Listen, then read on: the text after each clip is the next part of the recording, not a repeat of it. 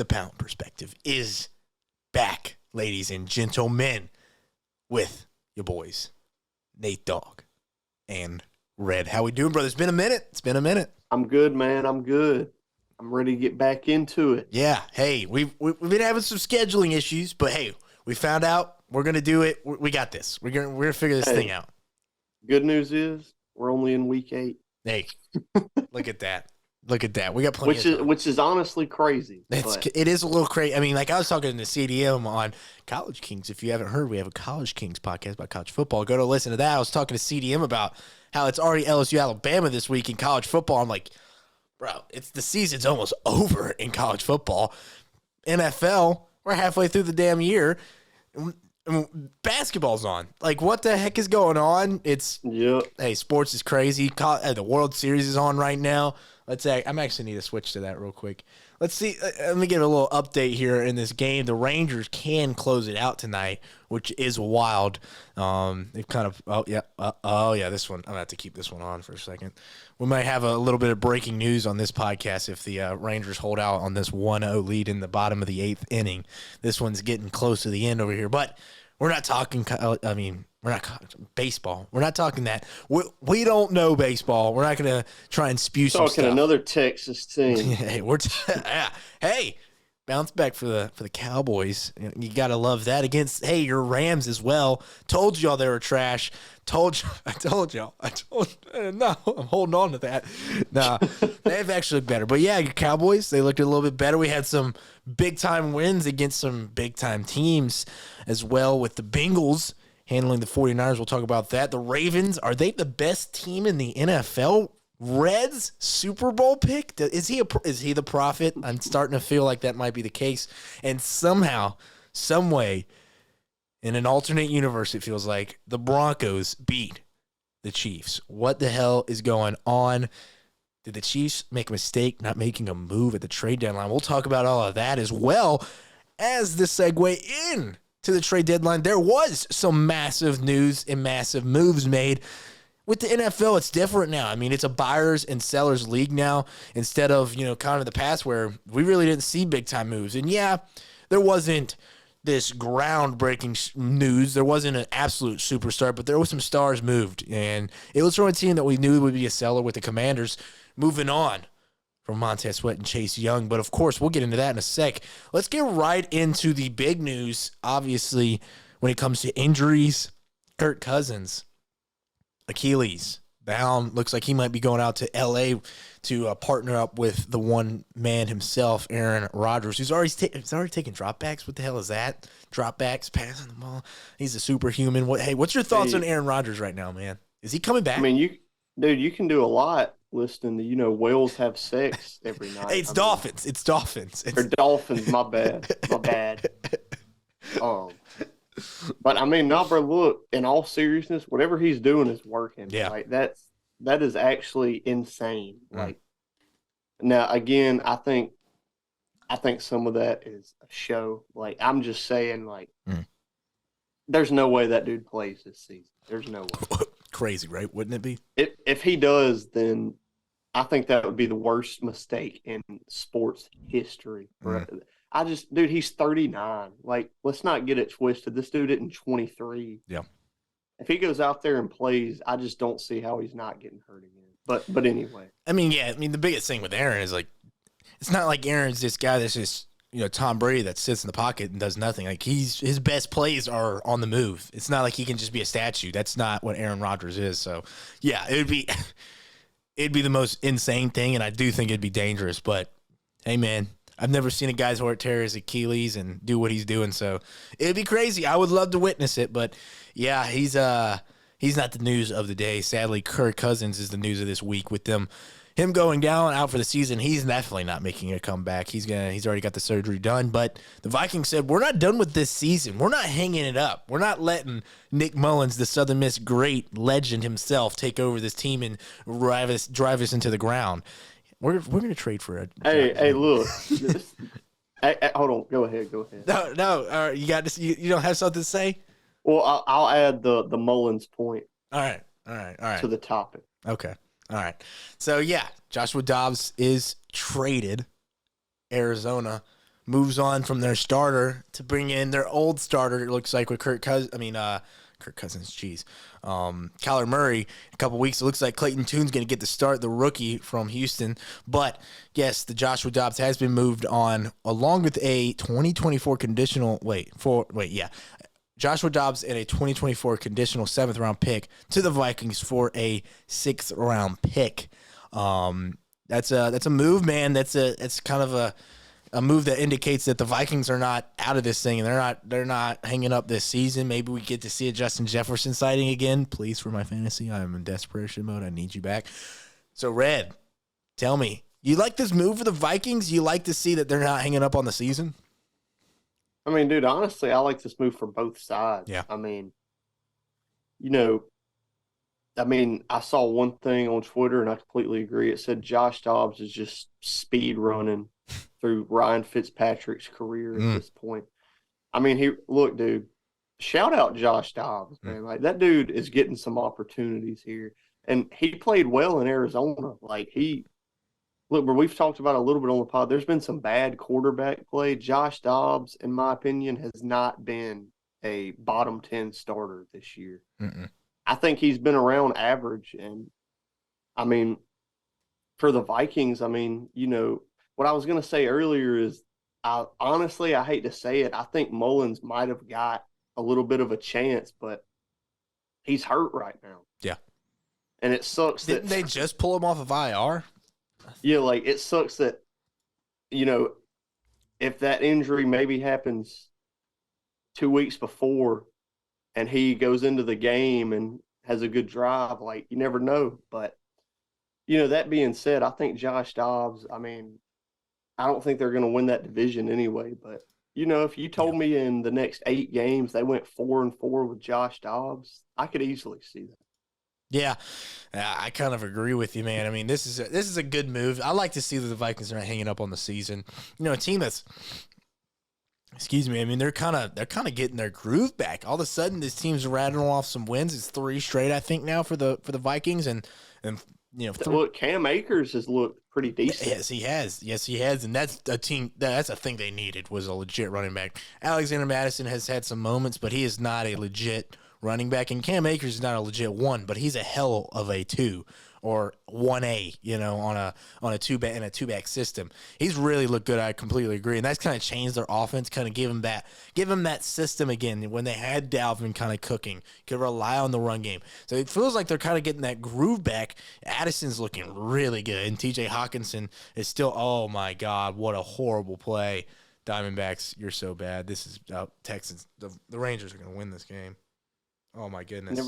You can never trust a snake, son. You cannot. Oh my gosh! 3-0, Rangers. This is bad. Diamondbacks are dead. Oh my goodness! But yeah, back to the point. It's I love the move for the Vikings, and I think this is a good move for the. I love the move from the Cardinals from a point that Joshua Dobbs was playing good football this year. Yeah, he's not elite, but like you said, he's speed running the Ryan Tannehill. I love that. The Ryan Fitzpatrick. He's speed running that, and I mean, he's looked good. All of a sudden, this guy comes out of nowhere and has played some really good ball. He played some good ball with the Browns. I mean, back in college, he was a hell of a player. Didn't really get his opportunity in the NFL, and now he's. I mean, dude was a freaking aerospace engineer. Yeah. I promise you that has something to do with how he learns these playbooks so quick. Yeah, that dude's gonna be out week 1, bro. He might be out this week. Let's be honest. He's gonna be in there just ready to snap the ball. Tell me you can't see it now, and I don't mean to turn this into a Josh Dobbs love fest. Yeah, we're gonna next hour and a half is a Joshua Dobbs. Yeah.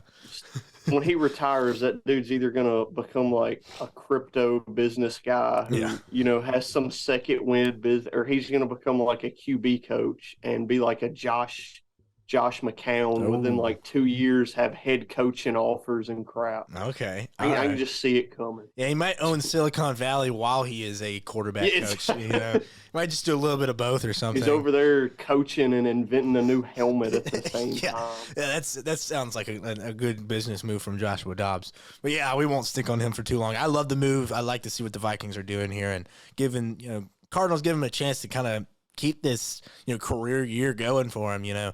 With they had to bring back Kyler. Like, I think there's that window when you bring a player back up on the active roster. It's like a 21-day window. 21 day, yeah. And now with him, I know the weird thing with Kyler is he had a thing in his contract. Like, he's like due like $50 million or something with a medical like trigger in his contract if he doesn't play a certain amount of games because of injury. So like Cardinals, they want to play. They don't want to have to, cash him out because then he won't play. And then, so that's a whole thing. They don't want to be doing all that. So I imagine Kyler will be back next week.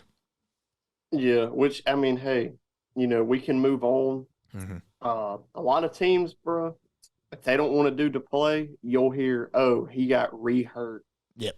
They had to close the 21-day window. Mm. Like, there are so many ways to work around that.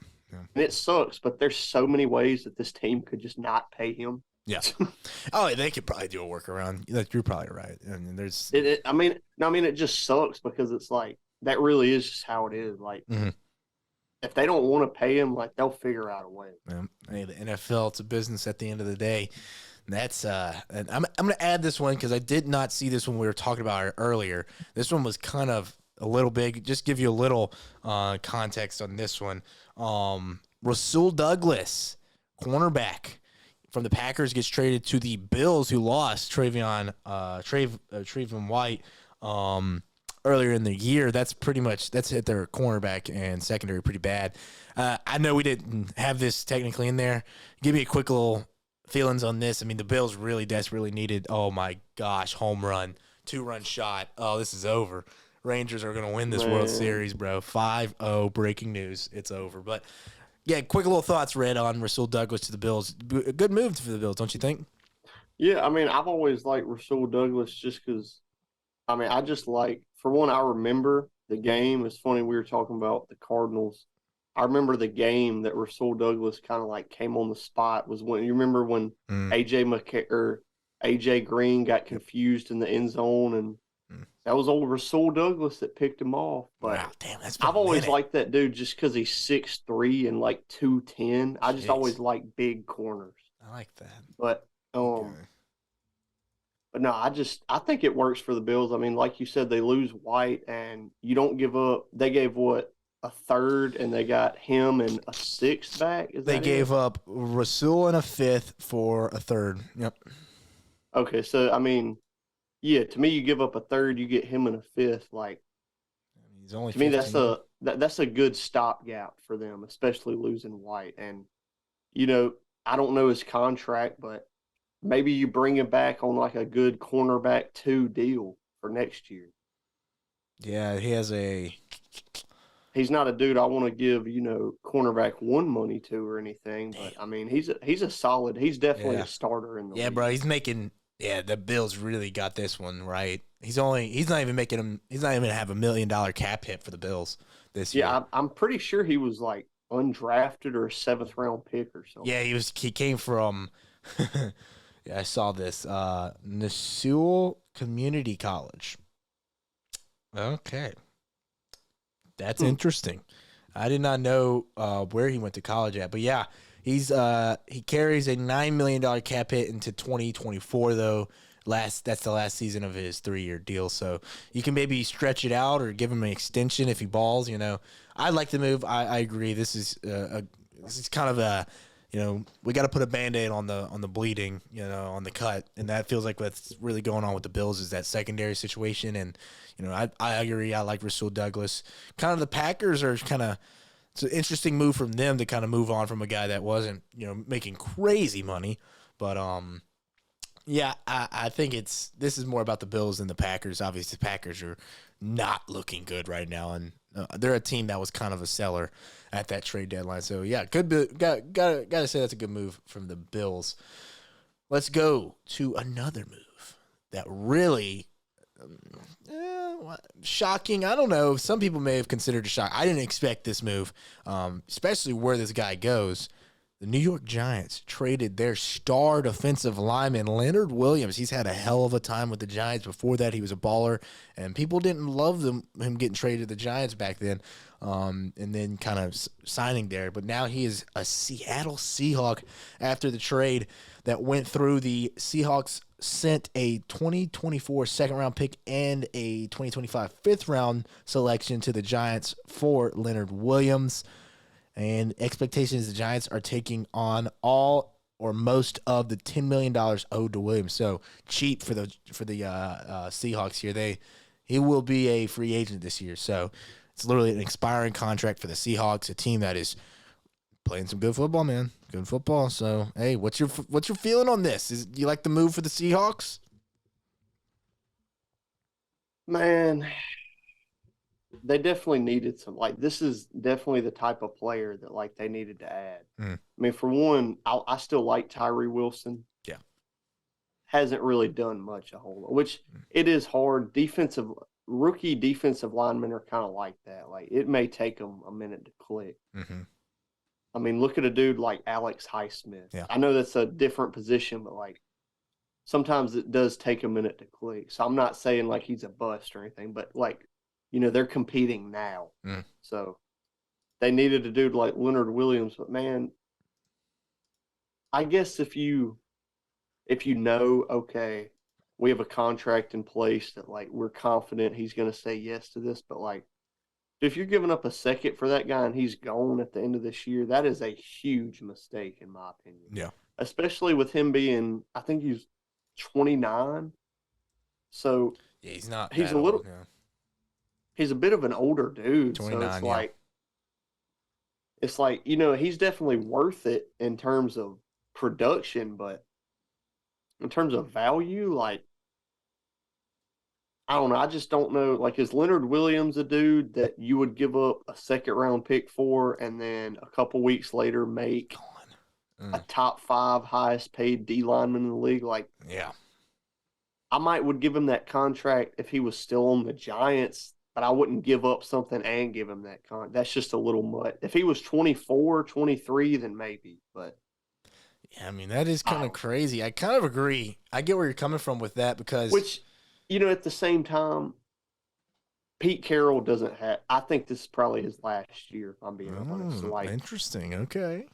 I mean, dude, he's older than Belichick. Like, yeah, I mean, he is the oldest coach. I don't mean it like he's washed. I just mean, like, bro, go home. Old like, ass. Go fish, man. Go have fun. Man, but, just calling that man old's crazy, bro. But I mean, so I get it. They want to compete, but, like, you know, it's a little much in my opinion. Yeah, I was actually trying to find, when you brought up Tyree, I was trying to find his stats on defense. Doesn't look like he's got any. Yeah, I can't find them. But no, yeah, for me, I think that it kind of goes to what your point is, with kind of cashing in.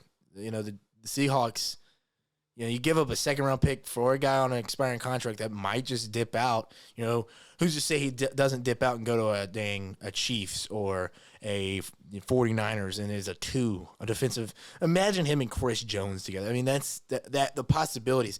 For him to go to the Seahawks, yeah, you have a legit chance to win a division and, you know, you make a Super Bowl. Man, imagine if he was still on the Jets with Quinnen Williams. Hey, that's even that. Like, that. Imagine he goes home. Like, you know, he's been in New York his entire career now. So, man, who's to say not next year? But I think this is a good move for a team. You know, the Seahawks that are still, I think a lot of people would say they're underrated still, you know, with a great record, sitting at 3 in the NFC, you know, number 1 in their division at this point.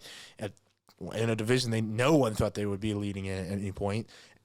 I think this is a good move for them to say, all right, hey, we're going for this. Like, we're not going to sit back and say that we got a good enough roster, even though their roster is good. This is a move where you're saying, hey, we're going to take a run at this thing. The 49ers get 3 straight losses. I mean, our defense has played good. The run defense is one. I had it pulled up. Their run defense is a thing that I thought I saw. I had it right here. No, I thought I did. Rush attempts. They don't have defense. Oh, that was on their offensive side of the ball. But yeah, I thought I had it pulled up somewhere. But I mean, when you get a guy like this who is just a monster up the middle, his entire career he has had an impact on the run game and through the pass. So when you look at it strictly on a one season scale, you're saying, all right, like this is a smart move. If you're trying to take a little bit of a run at this thing, this is a really good move for a team that, is playing really good football. Geno looks good. Kenneth Walker looks good. I just got to point this out. Yeah. I'm a dumbass. So Tyree Wilson does not even play for the Seahawks. I don't know where I got confused. Oh, that's right. He went to the Raiders. That's right.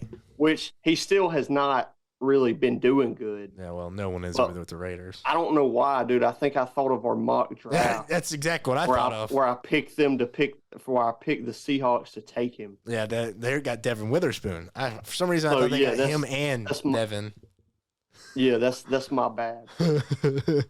Sorry, we lost our minds there for a second. But I mean, hey, the point still remains. Like, they needed to add somebody, and they gave up a little too much. But what can you do? Hey, exactly. I'm trying to find their team stats when it comes to defensive run. I swear I saw that somewhere, but it's not the best. I'll just say that. It's not the best run defense. And when you get a guy like Leonard Williams, he definitely improves that side of the ball.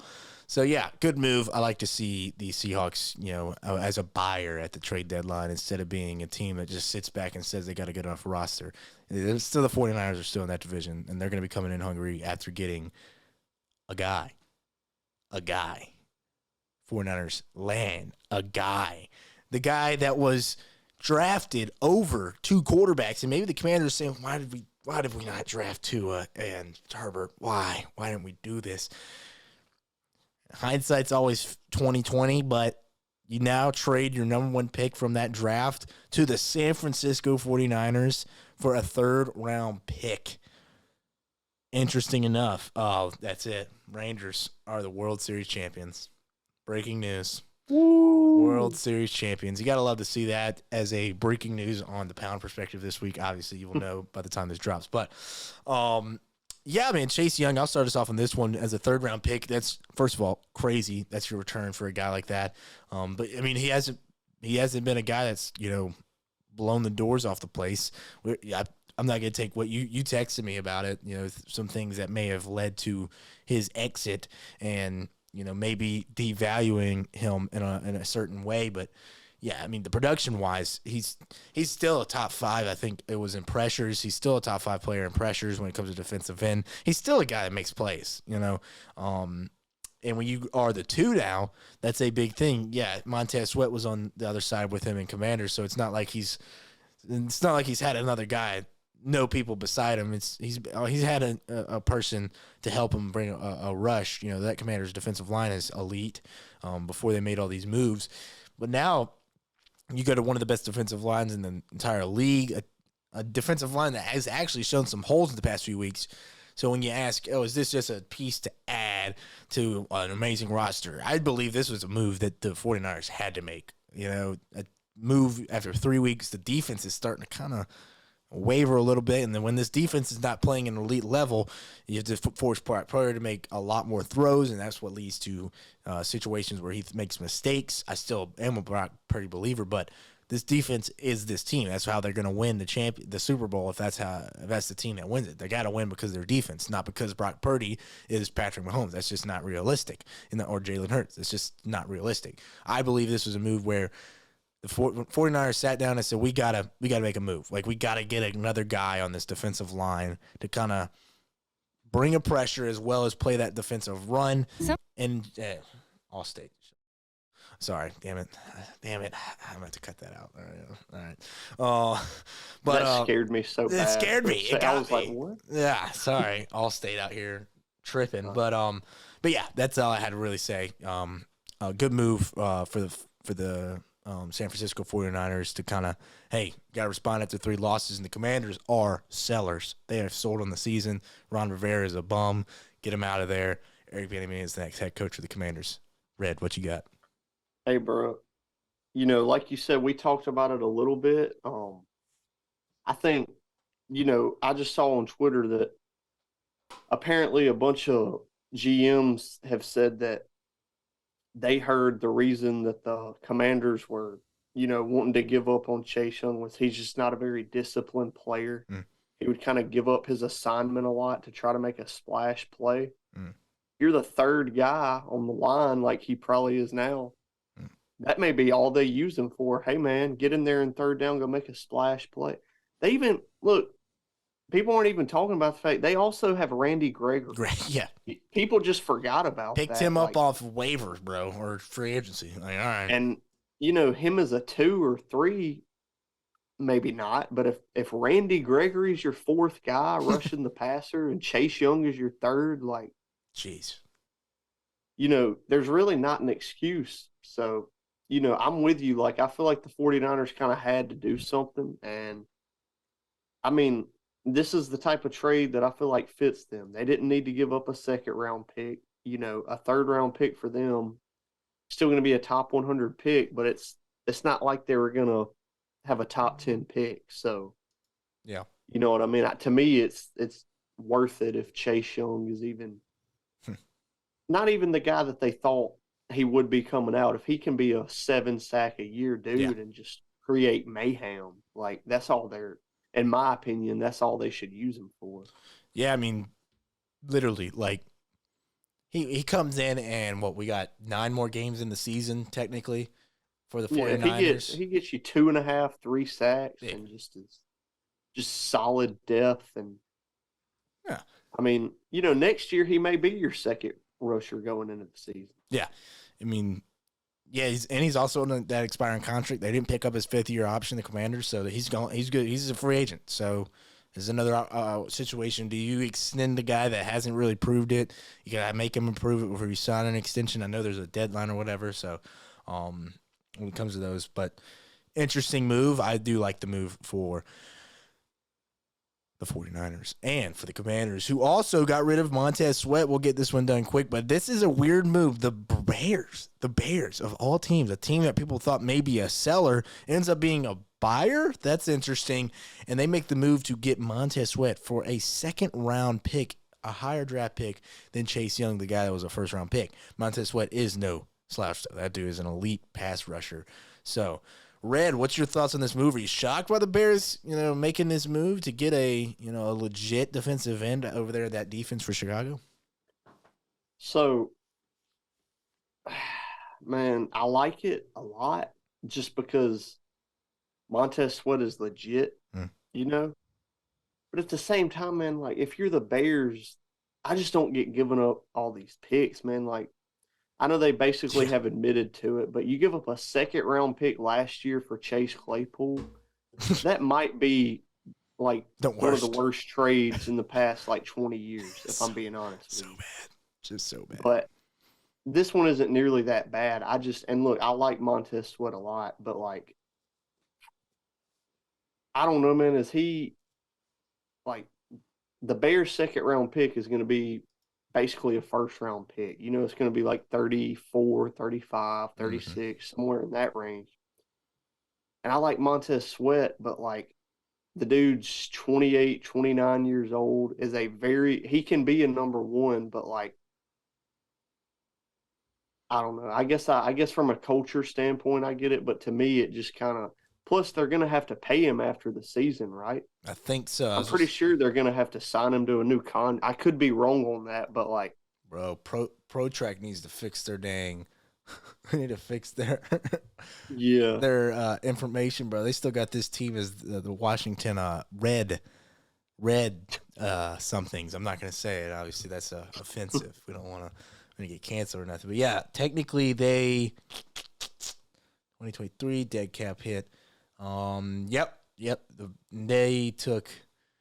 Bears took a good bit of that contract too, so they're getting, but they had a lot of money to spend, so technically it doesn't really affect them too bad. But yeah, this is the last year of that contract. He's an unrestricted free agent next offseason.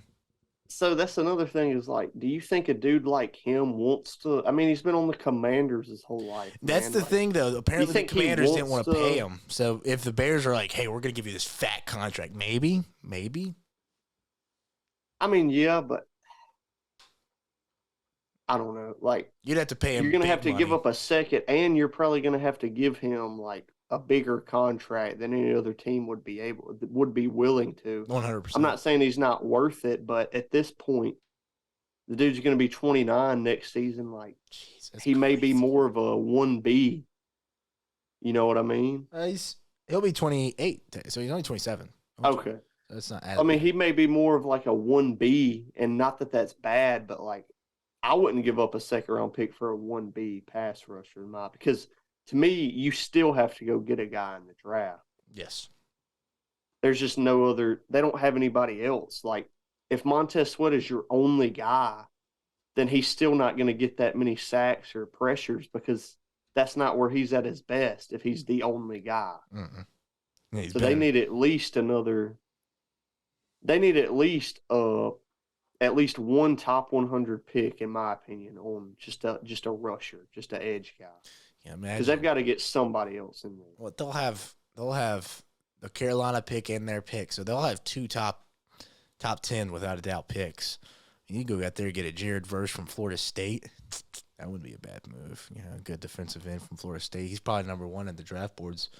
So they're set Yeah, up. They'll be set up for a good defensive end. This class is not stacked with them though. It's not like you got three or four guys at the top. I think it's going to be reverse, and then there's going to be some other guys. But I think he'll be the number one guy that's coming into this draft season. But yeah, we'll see. Expiring contracts are the big move, man. That's what you see at the trade deadline. Teams thinking they can extend guys. We'll see if they can pull it off as we get closer to that extension date. I would love to see the Chicago Bears pull off that extension because, man, that would suck if you gave up a second for another guy that just dips out of there. So I wouldn't be surprised it is the Bears. All right, let's get to this NFL recap. That'll do it for our trade deadline talk. Red. There was some big moves. Obviously, there's some other ones that will have impacts, but nothing much bigger than the ones we talked about. All right, let's get into the recap right now. All right. That's a big games, brother. Big games. And nothing as big as going into it, the impacts and the eye test that this game would give about both teams. The Bengals get a massive win over the 49ers, a team that just traded for Chase Young, like we said. A team that at the beginning of the year, this team's going to go undefeated. This team can't get beat. Brock Purdy's that guy. They cook up the Cowboys. Like, this team is cooking. Like, who's going to be able to stop them? The Bengals. they didn't cook them, bro. They deep fried. They did. It was over, bro. I mean, that was a ass whooping. But on the other side, the Bengals, they're dead. They're done. This team can't win. They're doing the same thing they did last year. They're not going to fix it this year. Joey B can't move. He's got a messed up calf. And now all of a sudden, everyone's talking about how the Bengals might be the face of the AFC again. Funny how things happen. The 49ers now on a 3-game skid. So the Bengals come out here and hand the 49ers a nice can of whoop ass. Another ass whooping, it feels like. The Bengals look great, man. After our slow start once again. First things first. Are the Bengals back? And have the 49ers been exposed these last 3 weeks? So, man, I don't want to say that the Bengals are back because, in a way, Okay. I don't think anyone who wasn't just talking for the sake of talking really like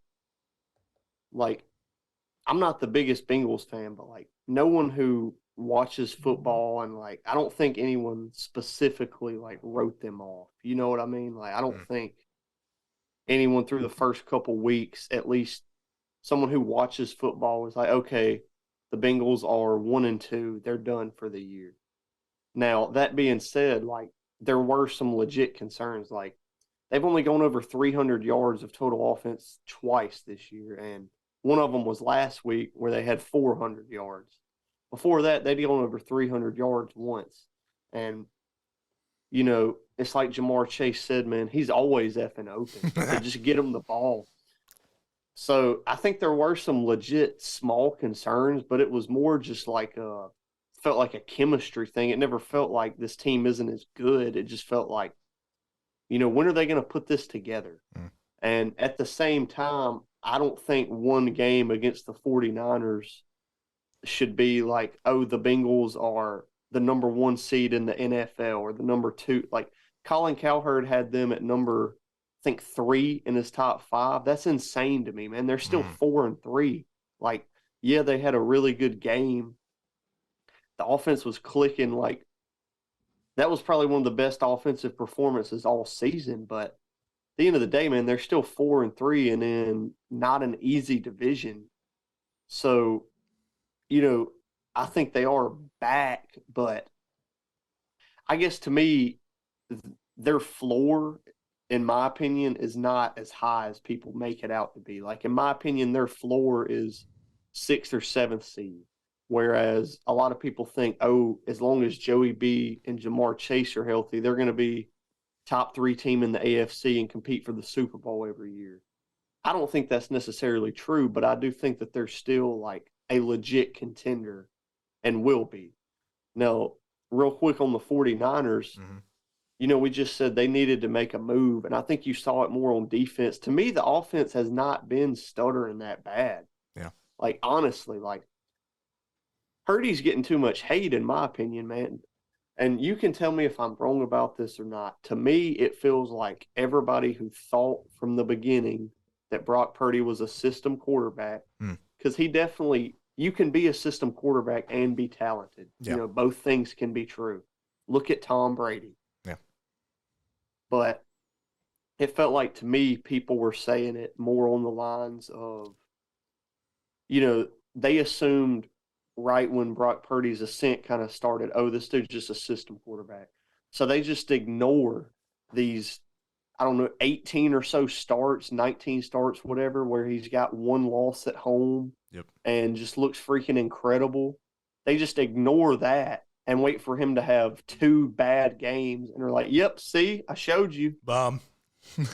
And it's like, so could this dude have 10 years of success and then 1 bad Thursday night game and everybody's going to be like, see, man, I try to tell you.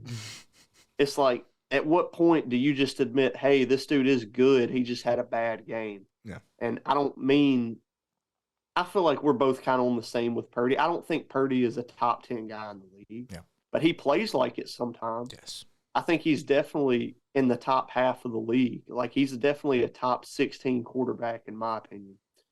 And just the whole offense, they do have some guys hurt. That defense wasn't clicking like they wanted to be, but you add a dude like Chase Young. I'm pretty sure, I could be wrong, I think Lenore was hurt for a little bit in the secondary. Yes. So, they got some guys coming. I think he has been playing, but he's fully healthy now. To me, like, they're still a top 3, top 5 team in the NFL. I don't think that much has changed, in my opinion. Yeah. Now, if they lost like this to the Falcons, it might be a little different. Taylor Heineke masterclass. Hey, starter over there now. How you like that move? I think that's a good move for the Falcons. Heck yeah, man. Josh Dobbs will go there for week 12 through 17. Vikings drop him. That's instant pickup. But, yeah, man, the Bengals are so interesting. I do believe that the Bengals are on that trajectory of being back. Being back is such a fun term to throw around because what's back? This team was legitimate Super Bowl contenders for the past, 3 years. Are they back to that? I don't know. I don't know if that's the case. I do believe that this version of Joe Burrow is the healthiest, and the most dangerous and dangerous. And that is a recipe for success for the Bengals. I imagine you saw the play of him breaking out of the double sack, stiff arming Nick Bosa. That play was insane. That is Joe Burrow personified. He is so... I was watching freaking Red Zone, and Scott Hansen sounded like he was about to have a stroke, bro. Oh, my God. How is he doing this? I wish I could say I wasn't as well because, man, that was so awesome to see. I mean, Joey B is so special when he's healthy. That's one of his, superpowers is lace him, Braun. We got to make a comeback here. But, yeah, this Bengals team is very interesting when it comes to – it feels like the team's shifting a little bit because, like you said, this offense was one of the worst offenses in the league for like the beginning of the season, and it's not like that's changed randomly. Like, yeah, they had a good week on offense, but those stats are still saying they're not a good offensive football team. Like, they throw the ball a little too much still, and they don't run the ball effectively really yet. Joe Mixon really, did have bro. They have no tight ends. No tight ends. Yep. What, Irv Smith's their lead tight end, right? It's like they don't have a guy. That would have been interesting to see them maybe go after a tight end, but the offense is not the thing for me. It's the defense is it's an elite defense. Like, that defensive line cooked. DJ Reader had a hell of a game. Sam Hubbard and Hendrickson. Saint. How do I forget the Saint? And then freaking Logan Wilson, man, at linebacker. That dude's a dog. And they lost that secondary help with Jesse Bates losing him and Von Bell. Freaking Jermaine Pratt, dude, this season has even looked good. Dude, that interception, oh my God.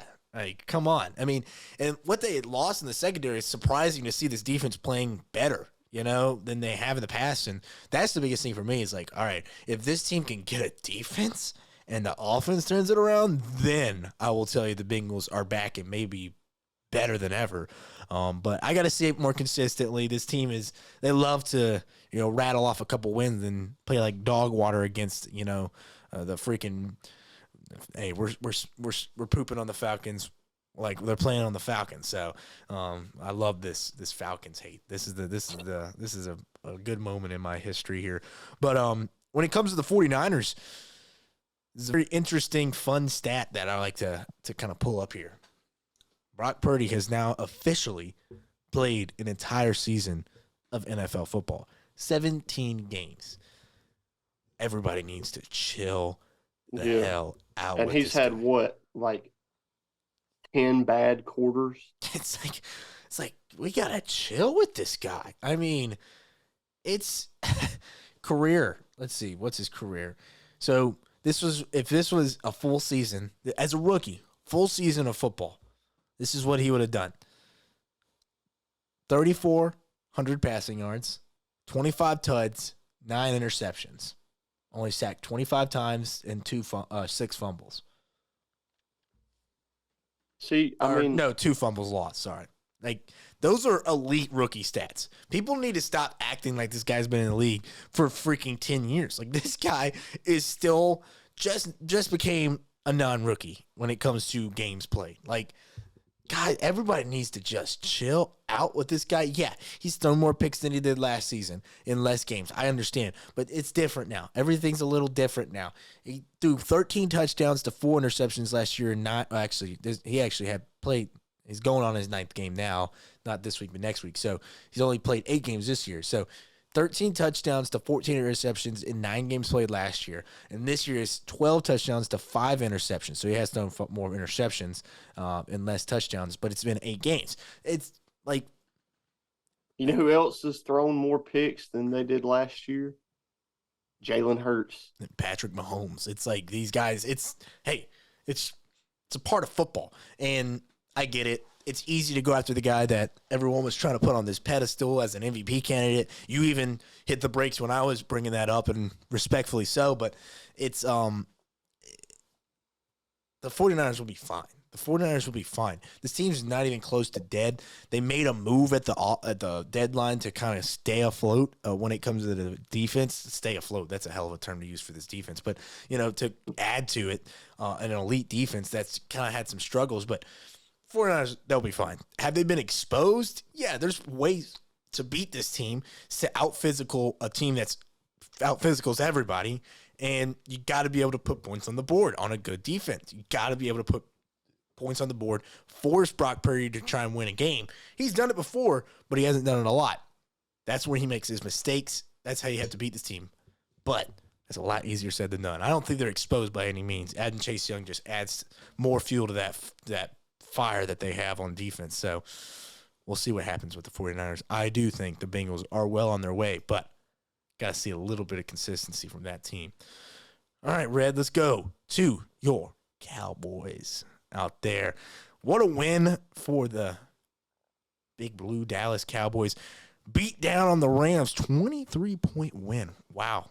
I mean, hey, why do we feel like we're in repeat mode, though, Red? You know, you smoke a team, you lose to a team, you smoke a team, you lose to a team. What's going on here? Is this going to be the thing that we see all season, or do you expect this might, start a trend for this team to kind of get back in the right direction and win all their games? So, I'll say it like this. Chargers win. I didn't feel any better about the team. Yeah. After that win. It felt like, okay, this is what Dallas does. They beat teams that they are better than. Mm-hmm. They don't beat teams they're on the same level as. It kind of, you know what I mean? Yeah. And this week, I'm not going to say it completely changed the narrative because it didn't. But I will say that at least, like, just as a fan, like, I noticed some stuff that it looked like they did different, especially in the offense that they haven't done all season. For one, I've been freaking waiting on Brandon Cooks to finally get used the right way, man. It's not that he hasn't been. Yes, I love seeing him back. That's awesome. It's not like he hasn't been, I'm not going to say he's looked like prime Brandon Cooks, but, like, they've been trying to use him as, a possession third. This dude is a deep threat. Like, this is a big play guy, and he can be a reliable dude. Bro, that dot from Dak, bro. Oh, and that throw to Jake Ferguson. Oh, come on. He one-handed snag, dude. That's what pisses me off with Dak, bro. He does that, and I'm just like, this guy's elite. And then he does things that's like, come on, Dak. He's such an interesting football player. Well, see, bro, if there's a tight end running a seam, hey, Alyssa's got on a Cowboys robe right now. Oh, jeez. But if you're a tight end running a seam down the middle of the field, you can have 5 guys on you. Dak is going to hit you perfectly in stride. There might not be a lot of other throws where he'll hit you perfectly in stride. Something about that seam route, bro. Seam route to the tight end. All right. But, you saw, like, they weren't just running it every first down. That's one thing that drives me insane with this team, bro. And, like, the one thing is, I've said it on here before. Obviously, I'm not an offensive coordinator, but, like, we've talked about it. You're offensive. It feels like some teams overthink stuff. This opening drive, you can tell they made an effort. Hey, let's get CD the ball. Oh, wow. Their best player? That's interesting, right? Dude, oh, my God. Dude, I'm just saying, like, okay, it's like Mike Evans or Mike Thomas. Yeah. When he was getting all those slant route catches. Like, yeah, they might have overdone it with him running slants, but, like, if you're getting 9 yards every time, why would you stop? Yeah, like, until if it's broken. CD has single coverage, and you saw it this game, he caught, I think, 3 slants and, like, a stop route. Like, anytime you have single coverage and he's running a slant or a stop route, like, he's going to most likely catch the ball if it's in the right spot. So, like, open and drive, on first down, instead of just, hey, let's run the ball and get 2 yards. Why not just, hey, let's get our best player the ball, and worst case scenario, we get a 5-yard gain. So it just felt to me like they finally did some stuff on offense that I've been waiting for, to where it's like they spread the ball out but didn't make such an effort to spread the ball out, if that makes sense. Yep. You give CD the ball, and I don't mean the whole offense is around him, but in the passing game, it mostly is. You give him the ball enough times, that's going to make the defense leave a couple other guys open, or make Brandon Cooks get a one-on-one look, when he ran that fade and scored. Like, that might not have happened if CD wasn't getting all these stop route catches. You know what I mean? And so you did see, at least to me, the offense take a step in the right direction. I want to see this team win from behind, man. That's another thing, is like, I want to see them. I want to see the the momentum stop. Because that's the thing with this team is when the momentum goes, that defense is such a big splashy defense that they'll add to the momentum and then it just keeps, you know what I mean? How do they look when they get a defensive touchdown and then come back out next drive and the other team returns the kick for a touchdown? Now it's a tie game and you don't have the momentum in it. That's to me what I want to see to separate them from being a legit contender, like a legit. They're easily a playoff team, in my opinion. They still are at the bottom level of contender, but for me to put them on the same level as like the Eagles, the 49ers, like to me, you gotta just, play. You have to make your own momentum at some points. And that's still something that, I think is missing, but I do think they took a step in the right direction this week. Yeah, and you said it. I mean, the best stat, easily, in my opinion, is 12 catches, 158, 2 tuds for CD. That is the best stat line a Dallas Cowboy fan, and honestly an NFL fan, can see when it comes to seeing this team score 43 points. You want to see that from your best player. I was sick and tired of this weird idea of not getting the best player on the field the ball. I mean, CD is so special, and he's really just been not even underperforming. He's been underutilized all season, it feels like. And, for a guy that came into the season as highly touted, and I mean, even fantasy-wise, I mean, he was a first-round draft pick in fantasy, and everyone thought this guy could be a legitimate guy to be in that, receiving yards conversation, lead receiver yards. And now with Tyreek doing what he's doing, obviously that's not a reality for anybody else. But, I mean, 158, 2 tuds, 12 catches. That's my favorite stat line of this entire game. Should they beat the Rams? Yes, they did exactly what they were supposed to do. Beating them by 23, that's just a little bit of, icing on the cake. It's rare you see these kinds of wins, And I don't think the Rams are a bad team. No. Like, they're not a good team, but no. How about that pick to Bland? That was pretty bad. Man. That was saucy by Stafford. But yeah, I mean, this is it. And I mean, y'all only ran the ball 26 times to 34 passes. So, I mean, balanced. Only had 53 yards from Pollard, 12 carries. So it's like you're not overusing him. I personally would love to see Dowdle get the ball more. I don't know how you feel about him, if he looked good in that game. But every time I watch the Cowboys, this guy is a burst of lightning, dude. That Dowdle kid is awesome. I really like him. Obviously, Pollard is the guy. Dude, Dowdle's actually been like kind of on the come up a couple years. He just kept getting hurt. Okay. Where is he from? I could be wrong, but I think he's from I could be completely wrong, but is he from Baylor? No. South Carolina. I just don't remember seeing him play at South Carolina. Interesting. I think he graduated in like 2019 or 2020. Man, Rico Dowdle. And that's an interesting.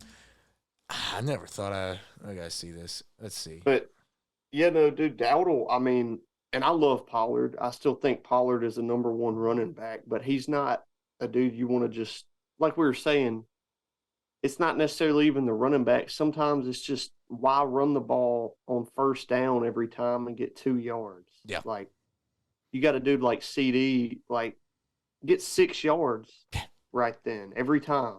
Just feed the guy. Well, and then I saw the whole entire these rants on ESPN after the trade deadline. Obviously, that's what they do, and that's what they get paid to do. But you got these guys coming out. I wanted to kind of get your opinion. I have my opinion on it. I feel like everybody would want a guy like this if it was available.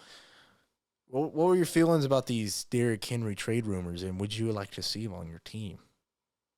I mean, hell yeah. But, like... Exactly. Yeah.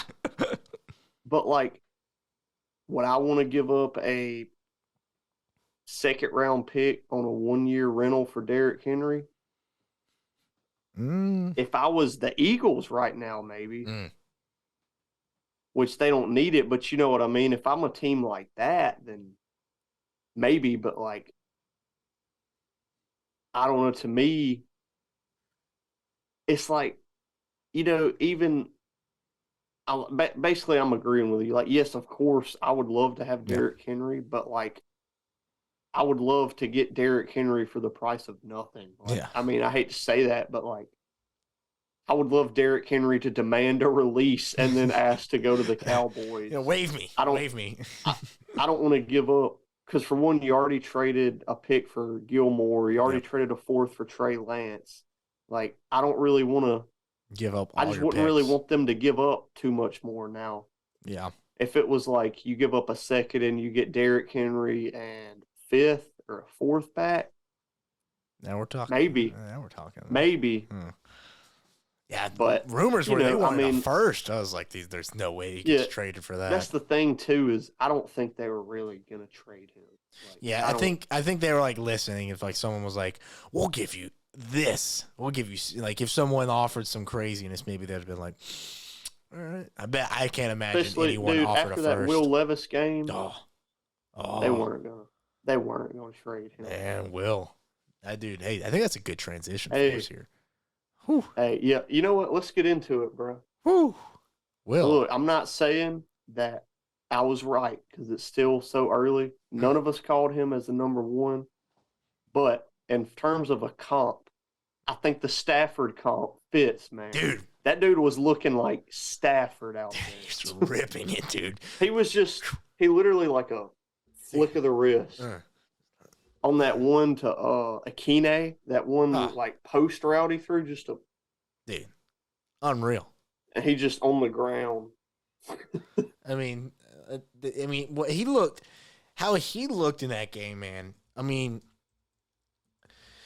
thing was Will. I don't think there's a way you can go back to Tannehill now. Especially with this week, it was short week coming up. He's definitely not playing. Will's definitely getting the start again. Like, he was the MVP.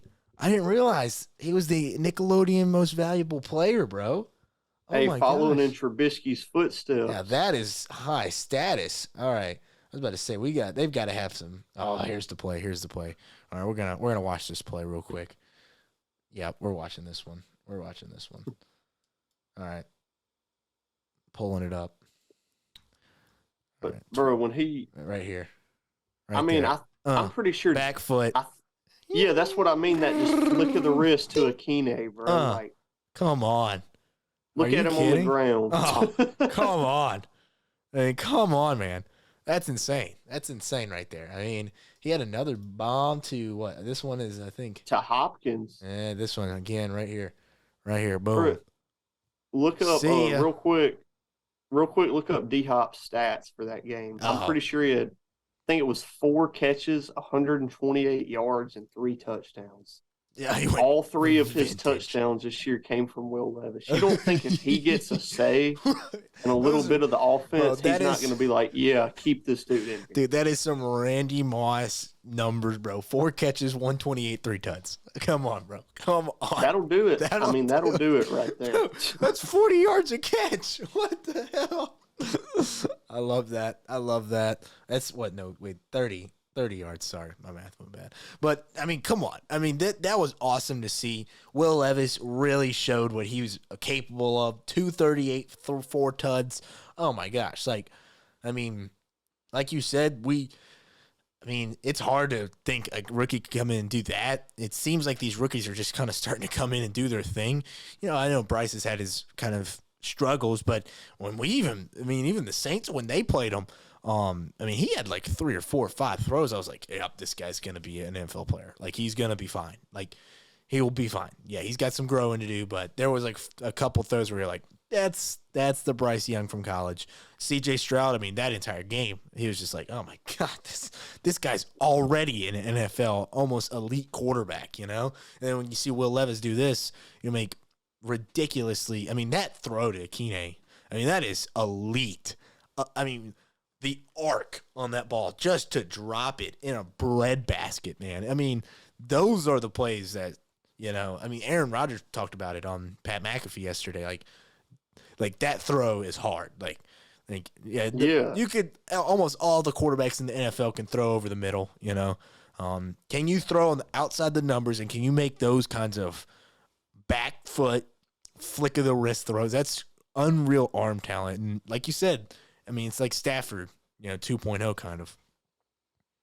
I mean, dude, this might be a hot take. I think after one game, does Will Levis have a top 5 arm in the league? I mean, everyone knew the cannon he had, and apparently Jeffrey Simmons. They came out was a rumor I saw that. I mean, from the beginning of the camp, like Jeffrey Simmons was walking around that building like, we got a guy. We got a guy. He's a rookie, but we got a guy. Like, this guy's arm talent is insane. Yeah. I mean, keep the mayonnaise in the fridge at all times. It's easy now on that. On the team facility, but man, you got a guy. I mean, I would probably lose a little bit of respect for my rookie quarterback if I saw him pulling up with mayonnaise coffee. But dude, the thing that made me lose just a little bit of respect in Will Levis was that he did an interview right after that viral clip of him putting the mayonnaise in the coffee and said that like that was just a dare and a joke, that he doesn't do that a lot. You can't step. Now he's made that into like a niche. You can't so walk back. It's like, dude, I respect it that you're making that your niche, but like you left the receipt out there, man. Yeah. That's not a normal thing that you do.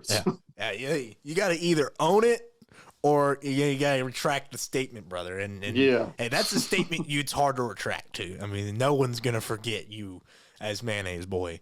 Didn't he sound like that? Which brand was it? Dukes or? Dukes. Yeah, Dukes. That's so funny. God, that's so nasty, bro.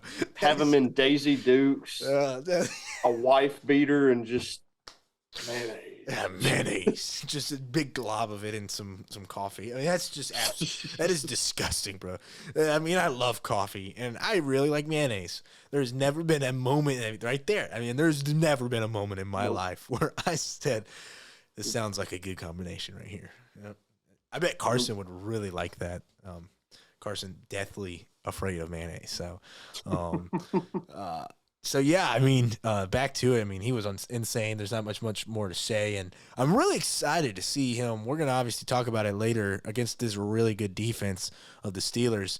I'm extremely excited to see what it's like to face, a little bit of adversity. I imagine it's not going to be a smooth sailing against a defense in a defensive front that has a TJ Watt on it. So, how is he gonna? Oh yeah, that's it. How is he gonna respond? Is this team gonna respond? And if he balls again, I mean, it's locked that he will be the quarterback for this team from going forward. So it's interesting. Titans, right in the middle of possibly cannon this season. Maybe they try to get back into this quarterback race. You drafted this guy in the second round, and all of a sudden, no, this guy might be the future. So, Will Levis, we're all rooting for you, brother. We are enjoying what you're doing out there, giving D-Hop his moments to look like vintage D-Hop once again. But yeah, that'll do it for us on Will Levis and his dominance in his debut. Let's close this thing out with the upset of all upsets. I want to actually look at this real quick. I want to know what the spread was on this before we talk about it here. Come on. I know you're in there somewhere. There we are. It's weird to see the winner of this one. The spread in this game was, let's see, come on now. Help me out now. Help me out. Here we go. The spread. Okay, that spread was actually not as brutal as I thought it would be. The spread was only 6.5, so they thought this one was going to be about a touchdown game. They were wrong. Denver Broncos whoop somehow, some way the Kansas City Chiefs. What a win for the Broncos, a team that's kind of putting little things together. Maybe so they get a run game now. Javonte Williams, I traded him and he ended up playing some really good points up for you. I saw that. I was a little disappointed. 5 turnovers for the Chiefs. A very costly fumble at the end on a punt. I mean, it just felt like the Chiefs were out of sorts in this one. I'll kind of start us with this one, but the big thing is if we should be looking into this too much, and I don't think so. Every team in the NFL has a bad week, and this one definitely felt like just, hey, they got caught on a bad week by a divisional opponent. You can't – the world's not ending. It's not over. It's not over. The city's, this team is not just going to just die all of a sudden. They're the Chiefs, but – this is a horrible loss, just an absolutely terrible, horrible loss for a team that had, no confidence. And now, the Chiefs that were kind of on top of the world people were saying that they're back to being the best team, and they lose this one in really tough fashion with, like I said, 5 turnovers. And guys got outplayed all game, early on especially. And big question comes is, after this trade deadline, should they have made a move to get another skill player for Patrick Mahomes? Travis Kelce quadruple teamed all game. Who can he go to? Who can Pat find to, alleviate some of that stress they're putting on him? And for right now, I don't know. It feels like it's who they gonna get. They can't anymore. You traded for McCole Hardman, and he makes one of the big mistakes of the game. And then, who else was legitimately a target they could have landed at the trade deadline is the big question. And I think they only had around $4 or $5 million in cap space. Yeah. So it's not like, they could have done what Detroit did and go out and get Donovan Peoples-Jones. And Donovan Peoples-Jones is an average NFL receiver, but that's it. I guess just piggybacking off of what you said, I think it's just a bad game. I don't think this is the Chiefs' year from hell. I think it's the Chiefs, so anytime there's a loss, people just freak out. Yes. You know what I mean? And with that being said, this was a little different, it would have been awesome. Right? This one's a little different. Yeah, it is a little different, but at the same time, man, I'm not saying it's the same thing at all, but the Cowboys lost to the Cardinals. You know what I mean? And there you go. I know that I'm not saying it's the same thing, because obviously the Chiefs are better than the Cowboys. But this Broncos team, I think will finish with 7 wins. Yeah, they're kind of putting it together, huh? It's interdivisional. This is when the Patriots used to lose to the freaking Dolphins. The Dolphins when they had freaking Fitzy. Matt Moore at quarterback. That's even better, Matt Moore. So it's stuff happens, man. This is the year I'll never forget watching this game. The year the Packers were 15-0, went into freaking Arrowhead and lost to Kyle Orton, playing in his final season, starting for the Chiefs. But Kyle the guy. So it's man, just stuff happens. But I guess for them adding a player, it would have been awesome to go see them, add somebody. But to me, their problem is they've kind of had a hard time admitting when something doesn't work. It took them a while to even do that with Clyde Edwards-Helaire. Eventually you got to just admit, this dude probably wasn't the best pick. Nope. I think you got to do that with Sky Moore. Yes.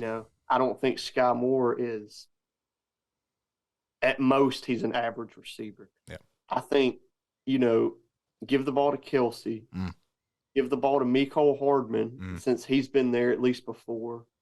Give the ball to Marquez Valdez-Scantling. Yes, I like him.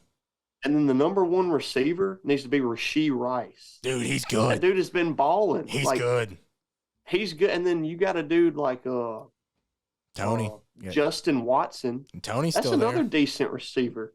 And it just feels like to me that they're trying to spread the ball out and have all these design plays for Kadarius Toney and Sky Moore. And it's you can, to me, and again, I'm not a coordinator. To me, those are more guys you just kind of sprinkle in. Those are kind of, gadget type guys. They're not meant to be a top 2, top 3 option in the offense.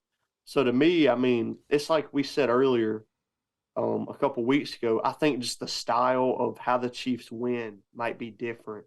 I still think they're a legit contender, and I think it was 1 week.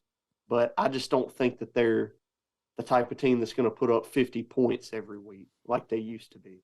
No one is either. It's just it's kind of ridiculous to have Brett, that take over real quick. I'm about to run to the bathroom. All right, yeah, you're good. I'll take over. But yeah, that's the biggest thing is that the Chiefs are fine. The Chiefs will do their thing and bounce back this coming up week, and with a massive game against the Dolphins, it's a perfect match. This is a perfect game for the Chiefs to kind of just rewrite the narrative around them, and it feels like a game that you look at it and say, all right, this is Dolphins should win. The Broncos beat this team. The Dolphins should beat this team, and this is exactly when the Chiefs say, easy now. We're still these guys. Good luck still guarding Travis Kelce. It's much easier said than done. Good game plan, Broncos, but this is a one-time thing. Oh, come on. Yeah, LeBron James almost had an and one. Sorry, y'all. Got to give a little commentary to my Lakers here. But, yeah, this team's fine. This team will be fine. Do I think they should have made a move? Yeah, but like I said before, Red took over. I mean, who are they going to get? You're not going to get a Devontae Adams. That's not a realistic thing. Interdivisional, that's not happening. Mike Evans, maybe. I mean, Buccaneers aren't going to hang it up in a division they still have a chance in, and I'm a Saints fan, but that's still a wide open division for everyone. Bucks beating the Saints, and then everything's happened besides that. But after that, who's available? DeAndre Hopkins isn't going anywhere after what he did this week. You keep rattling them off. I mean, you have an answer for it. Justin Jefferson's injured. Jamar Chase isn't going anywhere. You look at any of these elite guys. A.J. Brown's not going anywhere. Devontae Smith's not going anywhere.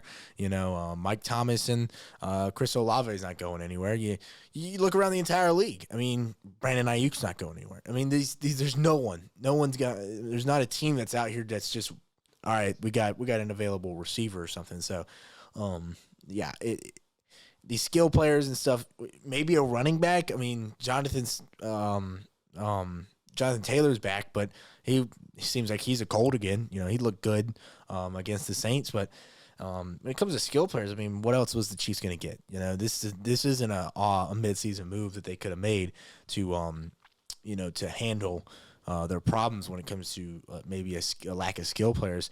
This is a situation that had to been handled, that should have been handled in the offseason, and now that it's not, I mean, they've fully embraced that, hey, we've got enough talent here. Marquez Valdez-Scantling, I believe he could be a real legitimate number 2 for this team. And like Red said, Rashid Rice, that guy, young, but man, he's a legit route runner, big receiver. How big is that? Let's see. Hang on. Let's see. I need to see this. Let's see. Rashid. What is it? Rashid. I was saying Rashid. Yeah. Let's see. Rashid Rice. Let's see. 23, young guy, 6'1".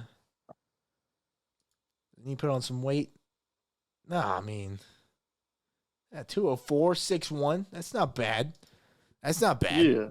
That's pretty solid. So, but yeah. And I mean, he only ran like a 4.5. Like, he's not. No, he's a route runner kind of a guy. Yeah, he just gets separation. Yeah, and that's what they need, man. They just need another guy. I mean, Travis is still the number 1 without a doubt. He's still unfreaking real. It's kind of weird not seeing him wide open all game. We always ask, why is he wide open? LeBron James for the 3. Let's go. All right, let's get off of this. Speaking of LeBron James, let's go to the NBA. Let's make this shift from the NFL. What a recap there, Red. Another great week. We're going to get right back into it after this quick little NBA talk with our rapid-fire game picks and get the heck out of here. But we've got a quick little thing to talk about in the NBA. Obviously, it has started. It's amazing. I love basketball is back. Your Timberwolves knocked off the undefeated Nuggets today. The Lakers are trying to handle the Clippers right now. They're down by currently 10 points in the third quarter, 66-76. Please, Lakers, find a way. This is a classic. We're gonna push this thing to the end, and we're gonna either go to overtime. We're gonna lose on a game winner. This is the Lakers this season. I'm fully committed to this grind that we're about to be on. But awesome start to the season. We've seen some fun plays. Hey, bro, did you see the ending of the Spurs-Suns game last night? Yeah, dude. Dude, what the heck is that? Bro. And, hey, shout out Wemby's Halloween costume. Dude, Slender Man, I love that. I respected that. I dressed up as Slender Man one time when I was a big fan of the game. AD, get that out of here. My wife, Alyssa, wore Alice in Wonderland outfit with chains. Okay. She was Alice in chains. Okay. And I wore a box because I was the man in the box. Ah, okay. All right, creative. Much more creative, man. I didn't do much for Halloween. She gets free reign. I'm open for anything. Hey, that's how we do it. That's how it should work as always. But yeah, that's awesome. I'm glad that y'all had a good Halloween. I did not do anything for Halloween this year. I did have my Batman costume here. We should have wore the Batman. We should have wore our costumes for this pod. Thursday, October 30th. Welcome to the Pound Perspective. But yeah, man, NBA is back, and like you said, besides Wemby's costume, that dude's a baller. I mean, he looks really good at basketball. Some big time stuff's been happening around the league. The Celtics won by 51 today against the Pacers. What the heck is going on? The Celtics look unstoppable early on this season. That team's cooked. They're going to be a tough out in the East. So, but they're not the topic of conversation. The topic of conversation involves these Clippers that I'm watching right now and their new acquisition of James Harden from the 76ers, who says, I will never talk to Daryl Morey ever again in my life. That's a hell of a statement to make about your former owner, Double. I mean, this is a two-time owner, on the team with James Harden. I'm never talking to you ever again. Dirty, called him. So, interesting whole conversation around that situation. But, I mean, this is not a unnatural move from James Harden to, pull this off. And that's the NBA now. You can say whatever you want and get traded, to whatever team you want too. It's not like it sucks. It's so weird. And James Harden's the master of it, bro. I mean, he's done this literally 3 times now. I want to get out of Houston. I'm getting out of Houston. Gets to the Nets. I don't want to be with the Nets no more. I don't like this team. Goes to the 76ers. You know what? This owner sucks. This owner is terrible. Get me out of here. Now he's a Clipper. Dude, and, I'll let you take over right after I make my point, I guess. Ahead. But, yes. Dude, I don't even want to talk about James Harden for long because I'm just so tired of this dude. Like this. Oh, wait, hang on, real quick. Are you more tired of hearing about him or Aaron Rodgers? Well, dude, the thing is at least Aaron Rodgers goes to work. You're right. Fair. Like Aaron Rodgers is just not at the strip club. He just seems a little bit like a prick. Like, James Harden hippie. Seems like he just does not seem like, I mean, he just doesn't seem like a dude you could trust with anything. Like a secret. You know what I mean? Like Aaron Rodgers is just kind of annoying. Just but a little I feel like that James does Harden. Dude, James Harden, imagine like asking that dude to do you a favor. Like he would probably have you make a pros and cons list for how it would benefit him. Like him, it'd be about him. And, dude, I'm not saying I'll get into it from a basketball fit, but in just a second, but like, I'm not even saying that James Harden is maybe top 50 player of all time. He's like good. The dude is, I mean, he averaged 36 points one season. Like the dude is probably all in all one of, if not like I'd say a top 3 scorer out of the last 20 years. I mean, his peak, he was unreal. Just from every level, like just could do anything. I mean, even as a passer, like last year on the Sixers, I thought later in the season, like he legit was. I mean, he was leading the league in assists at one point. I think he led the league in assists. Well, no, wasn't it Jokic at the end of the year? Something like that. Yeah, but like for a lot of the season, because James Harden got snubbed from the All-Star game. I'm not saying that he's not good, but dude, I'm so tired of this. Like at what point does it just like, I mean, literally like there needs to be more podcast about like if I was the NBA general manager, I would be scared to give any player a contract. Yeah. Well, and that's another thing is these people can say this about player empowerment, and it really is because to an extent it is. Mm-hmm. I believe the players at the end of the day are what bring in people. Yes. They should get the benefits.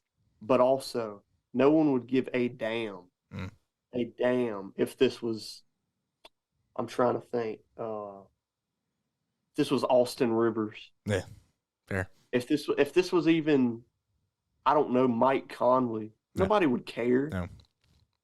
Like, those people like James Harden get up there and say that this is about player empowerment, but really this is about he knows he's James Harden and can do this and still be good enough to go to a different team And it just kind of makes, to me, this has created more of like an elitist atmosphere in the NBA of there's like the 1% now, and then there's everybody else. It's even like that with contracts now. Yep.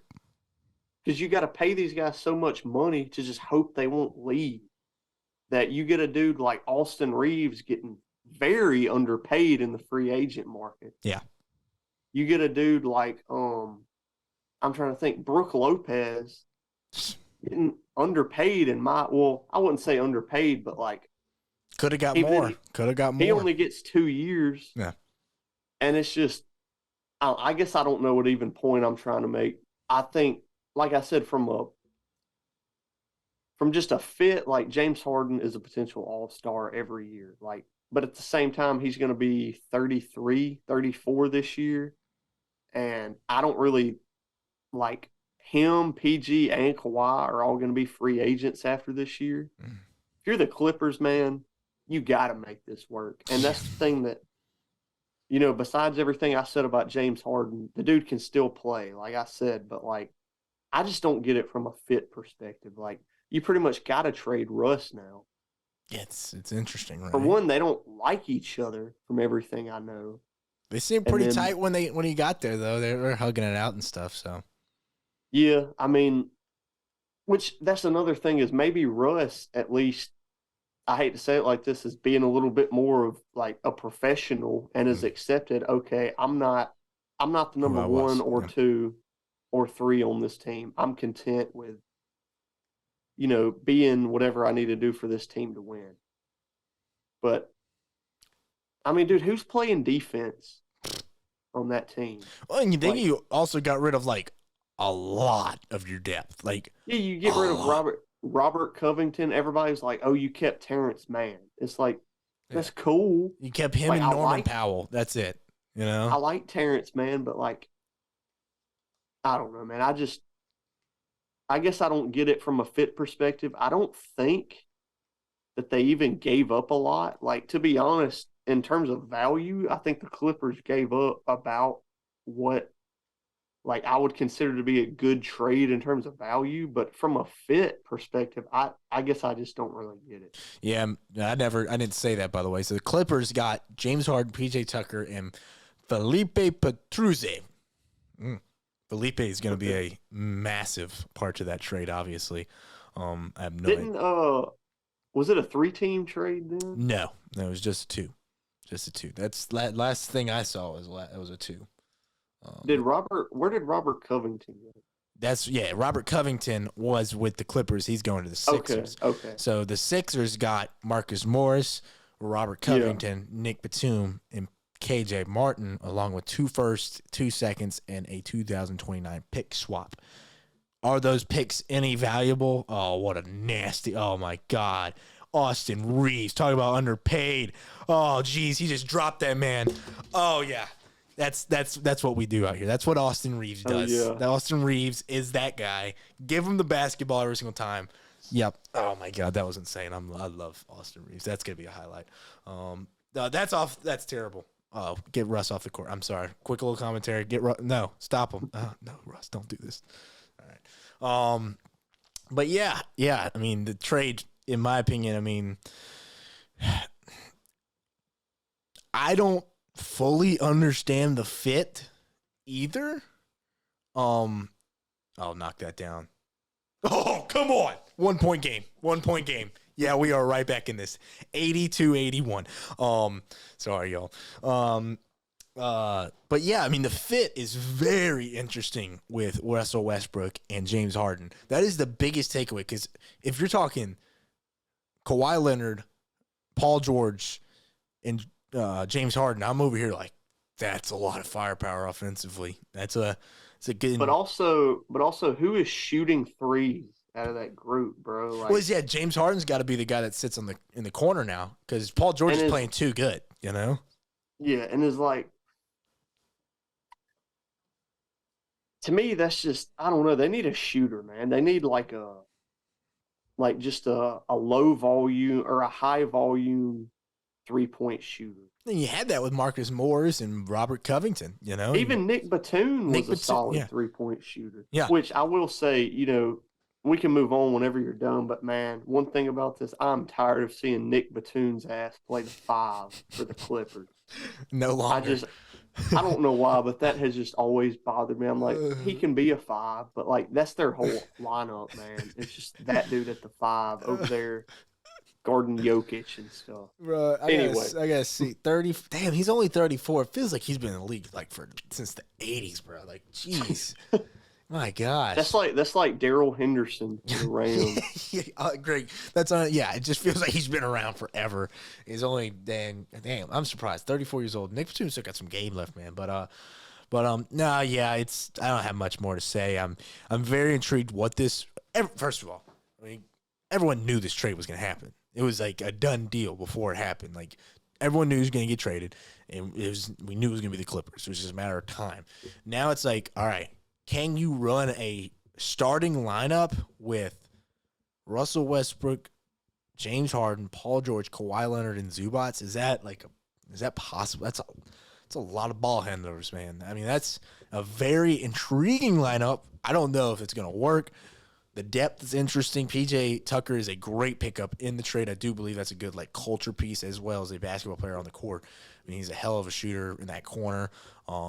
He might have to start, bro. That's what I'm saying. Like, are you putting Russ on the bench? Like, Russ has got that experience off the bench now. So, like, does he run the twos? I know he accepted that role with the Lakers. Would he be able to with the Clippers after getting back in that starting lineup? I don't know.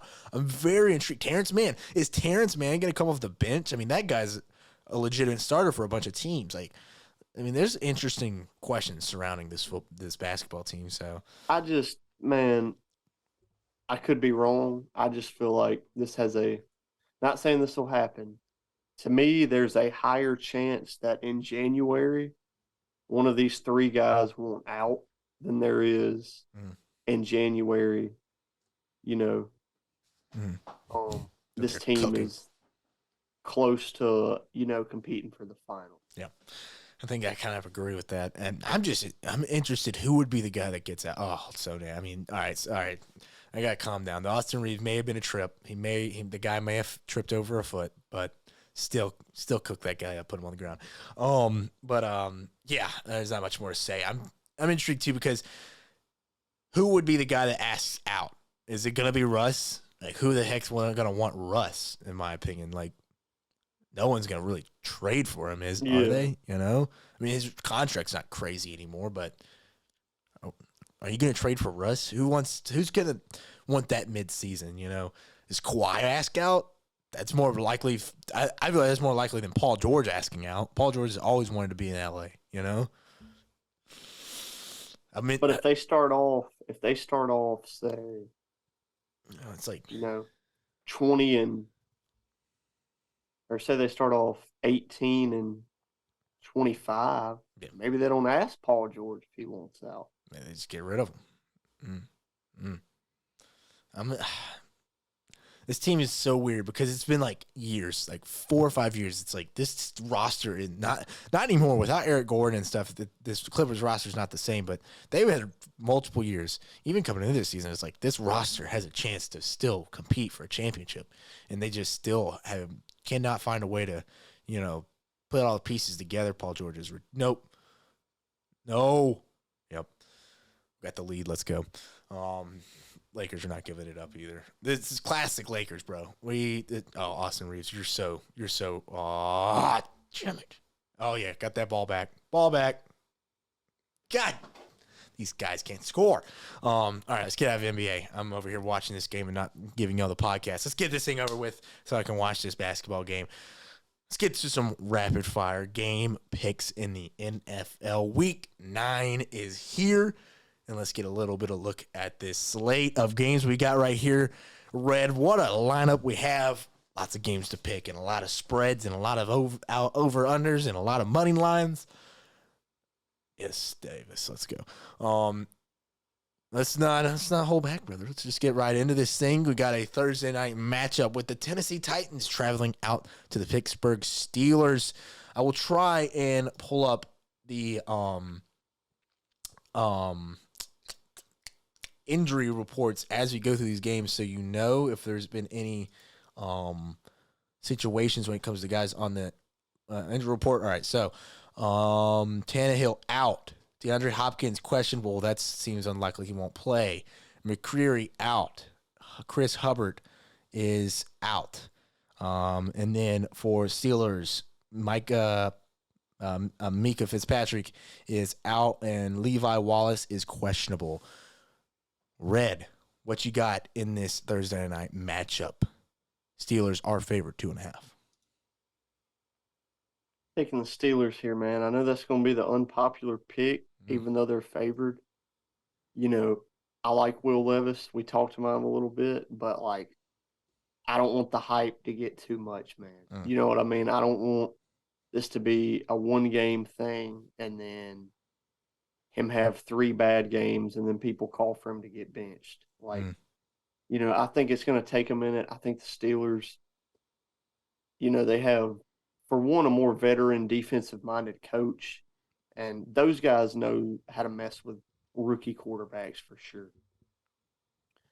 And, you know, D-Hop, even though he's probably going to play, if he's questionable, he's probably not going to have 4 catches, 128 yards, and 3 touchdowns. Wow, just disrespectful there, Red. And jeez.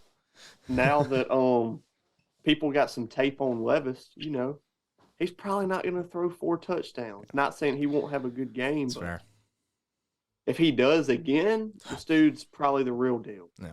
But I still think the Steelers, I think, you know, it's weird, man, because I saw someone make the comparison with Kenny and Eli Manning. Perfect comparison. That's fair. This dude, Kenny, is just slightly below average for 3 quarters, and then just fourth quarter just heats up, man. Yep. And I think if they can finally maybe get the ball to Pickens early, then maybe you don't have to wait till the fourth quarter to heat up. So I'm going to take the Steelers in this one. It's more of a safe pick just because I want to see it from Levis another week. Yeah, I agree. I want to see him against a good defense. The Steelers. And a score prediction. Yes. I think this is more of a lower scoring game. I'm going to go Steelers 20, Titans 16. Okay. All right. Yeah. Low scoring is probably the best bet here. Steelers casually just keep on winning football games, man. I mean, this team is so funny. I mean, everyone writes them off, and then, you know, they're right in the middle of the race in their division once again. You know, sitting at 4-3. I mean, right there in the middle of it with the Browns and the Bengals sitting at 4-3 as well, with the Ravens at the top of that heap. But yeah, I mean, hey, this is an interesting matchup. Because the Titans give you something where you're like, all right, maybe this team isn't, you know, just absolutely just dead. You know, they got a quarterback now. Maybe they get some inspired life, some extra life, but I don't think so. I think the Steelers defense is just a little too much in this one, and maybe they put some points on the board. I need Deontay Johnson to put some points up for fantasy, so maybe a tutty there. You know, maybe a little tutty there from Deontay to boost my fantasy. I got him in a couple leagues, so. Give me the Steelers 23-21. Got that really close. Backdoor cover from the Titans, though. Let's go to Germany for a neutral site game between the Dolphins and Chiefs. What a matchup. Possible AFC championship preview here. The Kansas City Chiefs are 2.5-point favorites in this one. The injured report is Mostert is questionable. Connor Williams questionable. Xavier Howard questionable. Brandon Jones out for the Chiefs. Nick Bolton IR. That's massive, by the way. That sucks. It was his hand, correct? I didn't see if it broke it or something, but IR at least out 4 weeks. McKinnon questionable. Willie Gay questionable, and Tommy Townsend punter questionable. I doubt he's out. But this is a game where everyone's going to be picking, it feels like, against the Chiefs after that catastrophe, and this is a classic bounce-back game. The Dolphins are kind of in a similar situation as the Cowboys, where they got to prove they can win the big ones, you know, the games where they, you know, they get they're playing the best of the best, and they got to go out there and win. And that's no shot at your team. It's just they got to go prove it. And it feels like the Dolphins are in a very similar situation when it comes to proving what they can do. So give me the Chiefs, though. This is a tough matchup for me to pick against old CDM's team. But I just think this is a classic bounce back game for the Chiefs. Give me 30. The Chiefs 30, Miami 26. Red, what you got? So I'm taking the Chiefs right here too. I think honestly the biggest deal for me is Mostert. Yes. It's looking like he may not play. Yeah. And dude, I think the Dolphins' run game has been the best part of that offense. Oh, yeah. A-Chain and Mostert are both top 5 in rushing yards this year. That's just, people forget Mike McDaniel was the run game coordinator for the 49ers. So that's his forte. And, I think that Tyreek is Tyreek, Jalen Waddle is Jalen Waddle. The passing game is still very much alive and there. Yes. But the Chiefs also, man, or not on the Chiefs yet. These are the types of games the Dolphins lose. Like you said, they still have to beat the big team. And at the same time, people could say what they want about the Chiefs. They're 6-2. Yeah. That's the thing that it's kind of bothering me is they're not 5-3. That's bad for them.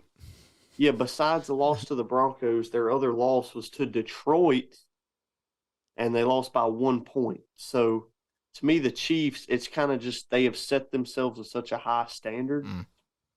But that doesn't mean that their regular standard is not, enough to get the job done, especially against a team that I don't know what the weather is like in Germany. I'm going to guess that it's not the exact same climate as it is in Florida.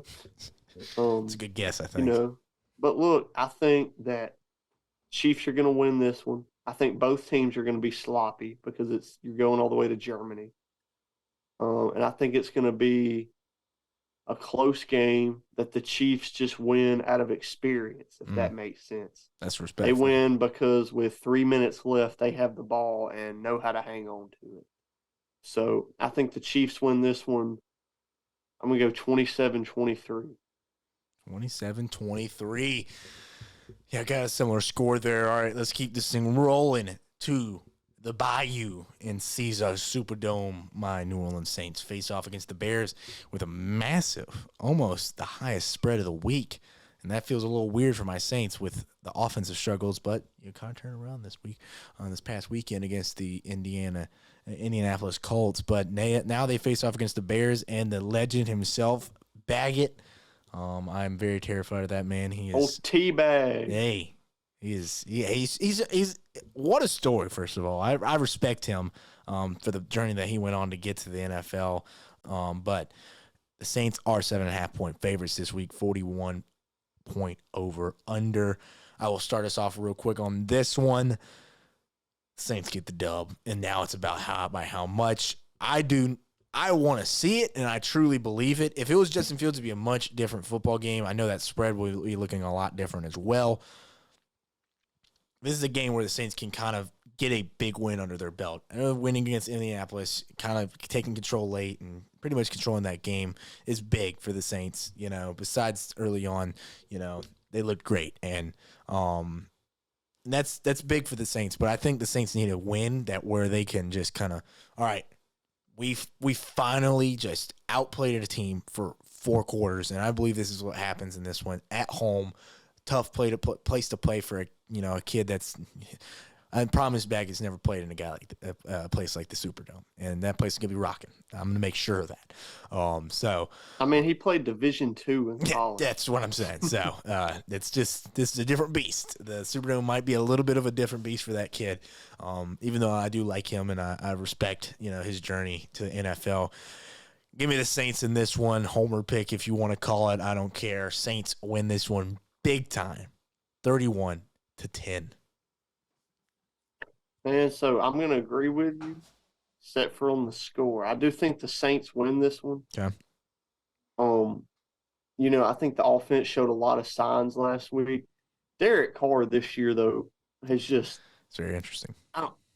he just looks like he don't want to get hit at all, Mm-mm. man. Like, and I mean, he definitely, we don't have to get into it, but like Josh McDaniels was clearly the problem last season with him.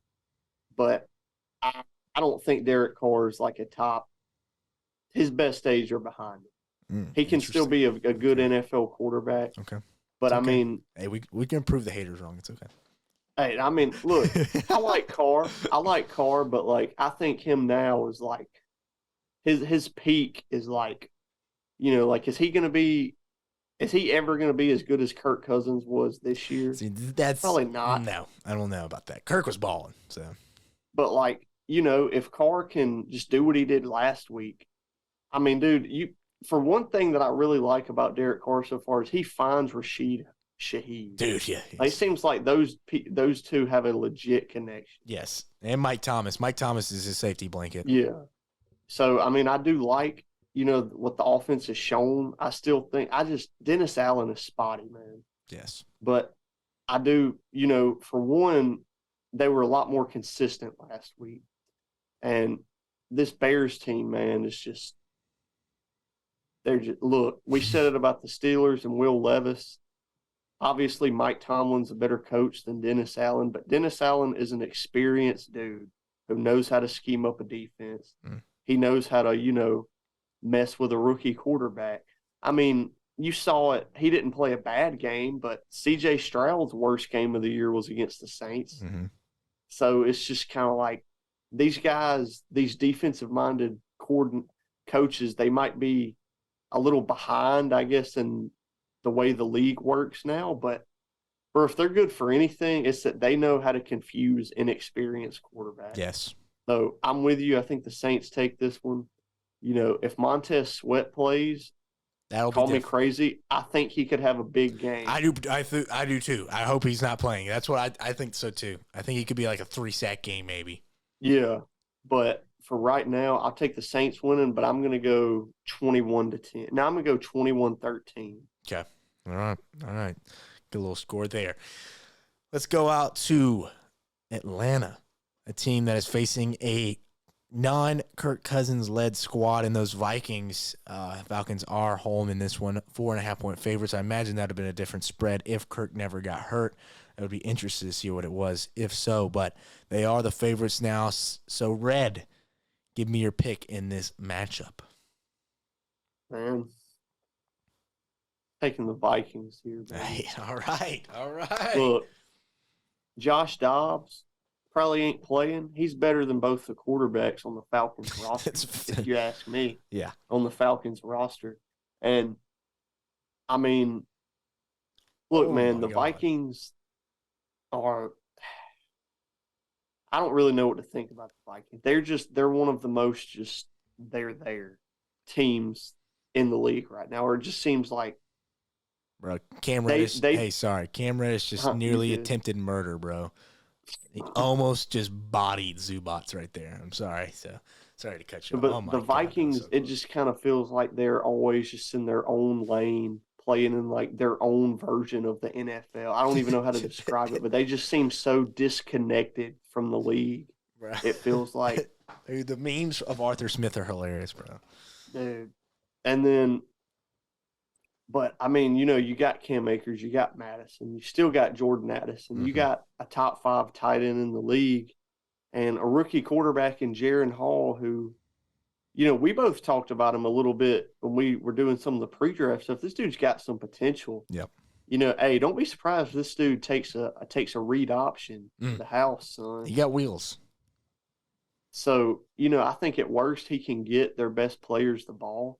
And I think the Falcons, man, like they got Bijan, but besides him and Drake London, it doesn't feel like they know how to use any of those players. No. So, and then like we were saying, if Desmond Ridder plays, I'm actually more worried about Taylor Heineke because while he doesn't have nearly as much athletic or arm talent, dude, he doesn't just do stupid stuff like Ridder, dude, real quick, and then I'm done because I'll give a score prediction, actually.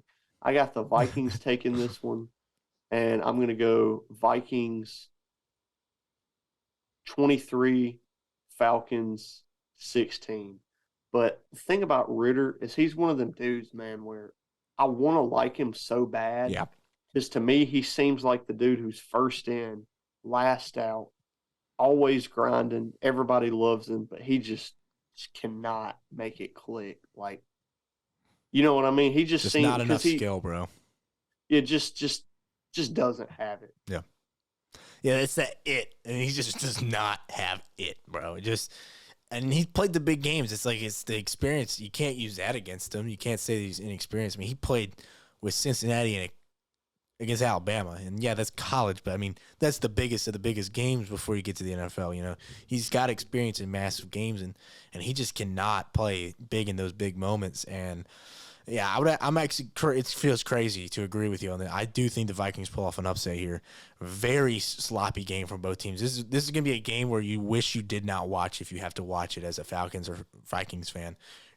You're going to be walking away like, I don't feel good at all about a win. If they're the Vikings and win this one, you feel good no matter what. A 1-point win, a 20-point win, it doesn't matter. But if you're the Falcons and you either win by 1 or lose this game, you're feeling really bad where your team is at. And I see, like I was telling you, I see all these memes of Arthur Smith being terrified, of him being scared when he calls a play for one of his superstar players. It's like, I mean, he literally does not know how to scheme up his best players, bro. And it's insane. I mean, insane, you know, with a team with Bijan, Kyle, you know, Drake London. I mean, it's everywhere. It's everywhere. And they cannot find a way to score the ball more, and it's definitely up to the quarterback. That's definitely a part of it, but it's scheme too. I don't know. I really thought this offense would look a lot better at this point for the Falcons.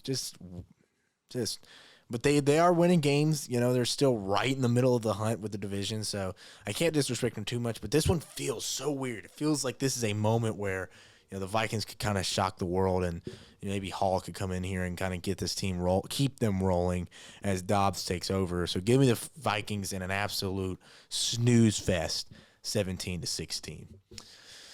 All right, let's go to Baltimore. Like we said, one of the best teams in the league, possibly the best team in the NFL, as they face off against a team that is overplaying expectations in the Seattle Seahawks. Baltimore is a 5.5-point favorite at home, 43-point over under. Red, who are you picking? Are you picking your Super Bowl champs in this one? Got to, man. Yep. Got to. Man, I think Lamar legitimately will be in the MVP race in the last, 3 weeks of the season. He's playing so good, bro. And that whole offense is just clicking. Like, I'm so glad they're not making Odell the number one dude in targets. I'm so happy about that. Mm-hmm. Zay Flowers, to me, he might be the best rookie receiver. Right now, yes. Has to be, right? I mean, you could argue a dude like Rashee Rice just because of where he was taken in terms of, fair, you know. Yeah, you could definitely make that case. In terms of reliability, dude, Zay Flowers is maybe the most, besides Mark Andrews, most reliable dude Lamar's ever had. Yeah. It feels like. And then for some reason, Nelson Aguilar makes a play once every 2 or 3 games. Yeah. I don't get it, I guess. But no, that offense is just deadly. You know, Todd Monken knows how to scheme stuff up. They have 10 running backs, it feels like. Got freaking Justice Hill on Gus one of my fantasy teams. That dude will come out of nowhere. And that defense, look, dude, what's crazy to me is that defense, that's the number one thing that we talked about before the season on them, is they don't have a pass rush. Do you know right now who the number one team in sacks is? Oh, jeez. Is it Jadeveon? The freaking Ravens, man. Jeez. The Jadeveon Clowney and the Ravens are out here doing Justin Matabuke. Hey, Matabuke, he is good. And look, it's crazy because Clowney legit might be having his second or third best season in the league. He's looking good, dude. It don't make any sense, man. I mean, you know, imagine them trading a third for Chase. Oh, right? So, I don't know. This team was my Super Bowl pick, but I did not I guess, expect them to. I thought this would be more of a grind every game out type of team, and it looks kind of like they're just there to out physical and be done with this crap by the end of the third quarter. Yep. Is how they've played the past 2 weeks. But, you know, the Seahawks, we mentioned them a little bit too. Like, they're no freaking chump. Like, they're still a legit NFC contender. You know, they might even win that. I don't think they will. They might even win that division, though. I mean, it's on the cards with the Niners having 3 straight losses.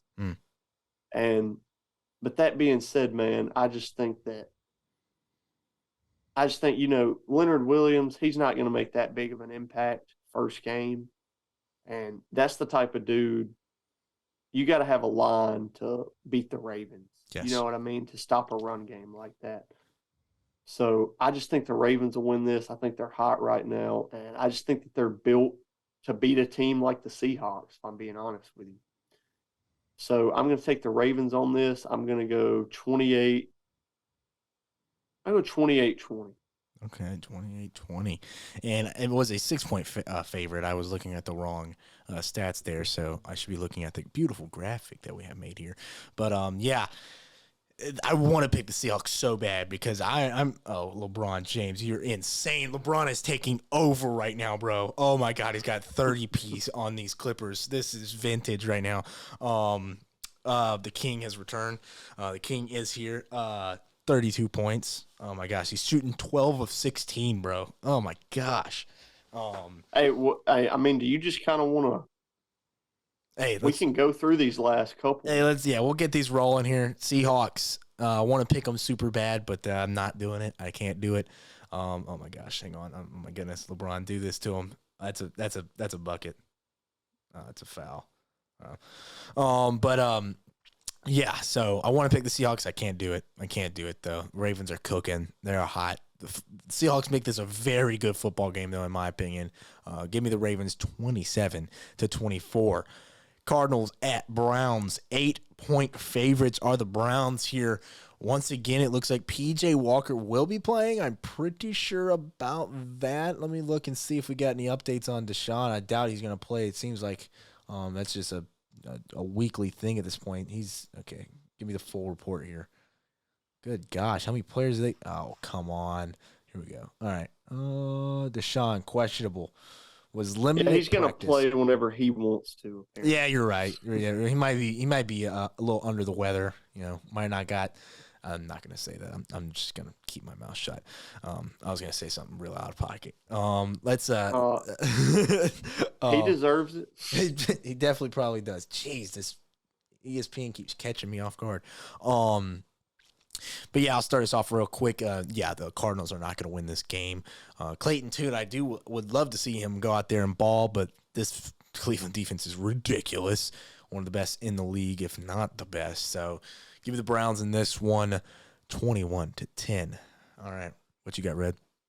Man, you know, I wish Clayton Tune the best. I think the Cardinals have for one, if they're gonna, I don't get why they didn't try to trade real quick. I don't get why they didn't try to trade Hollywood Brown at the deadline. To me, if you're like a contender or somebody that's a perfect dude to try to add to be your second percent. Dude, if he's on the Chiefs right now. And that's a player that you could have thrown in that conversation, you know. That's man. Which, you know, I know they didn't have a lot of contract room, but I mean, even so, but I guess what I'm saying is the Cardinals do have some players, you know. Yes, they do. So I am hoping Clayton Tune the best, but man, I just like you said, the Browns defense is crazy. PJ Walker's terrible, but I think that he is at least he's not playing terrible ball. Man, I don't know. Last week that was it was bad. It was bad, man. I mean, he's an NFL player. Don't get me wrong. For him to come from the XFL is crazy. Yep. But he's at least an NFL player that can read a defense. But he's not a dude I'm confident saying they'll win any game with him starting. But I think with this being, again, all luck to him, with this being Clayton Tune, first-year head coach, not a great run game so far. I think I'll take the Cleveland defense on this one. I don't think, Walker is going to have to do that much. So I think I'll take Cleveland on this one, and I'll go 24-13. Which, real quick, I don't know why everybody's counting out DTR because of that one bad game he had. Yeah, no. Apparently he didn't know he was starting that game till literally 30 minutes before. Jesus. Yeah. So no I don't plan. blame him for having not the best game. No game plan at all. Still, yeah, I like him. I like DTR. I would love to see him get another chance somewhere else. So, all right, let's get this thing going to the Packers as they face off against the Rams after the Cowboys handed them a butt whooping. Packers are a 3-point favorite in this one, a 40-point over under. Red, who you got in this one? Man, I'm taking the Rams in this one. I'm being honest, I don't know why the Packers are favored. It's ridiculous, right? I just kind of don't get it. They just haven't looked great so far, and it's not that they don't have some pieces. The Rams, they just get their dudes the ball, man. Like, if you're not Puka Nacua or Cooper Kupp or every now and then Tyler Higbee, just don't count on getting the ball. And that's okay. That's okay. But, I think the Rams, I think they're going to win this one. Like we just said, the Packers haven't looked great. I think the Rams have the better coach. Yep. Even though they lost to Dallas, I think that game should have been closer than it was. I think Dallas picked up some momentum and just kind of carried the hype train with them throughout the game. I think the Rams are a little bit better than that. So I think the Rams win this one. I think Jordan Love gives it away late. And I'm going to take the Rams in this one. I'm going to go 23-17. Okay, another similar score for us here. Yeah, I can't say much more. Rams. I think the Packers are going to have a chance, and it's either going to be like a 3rd and 17 final drive. Love's trying to do too much and fumbles, or just 4th and 6. They can't complete the pass. Yeah, I think it's going to be a late mistake for the Packers because that seems like what the Packers has just been some tough luck this season. So I think that continues into this week. Rams bounce back after a bad loss. Give me the Rams in this one, 24-20. I am not high on the Packers, even though they beat my team. Buccaneers at Texans, 2.5-point favorites are the Texans here. I'll start us off real quick. The Texans offense, once again, they're pretty good with those C.J. Stroud. Can they overcome that Buccaneers defense?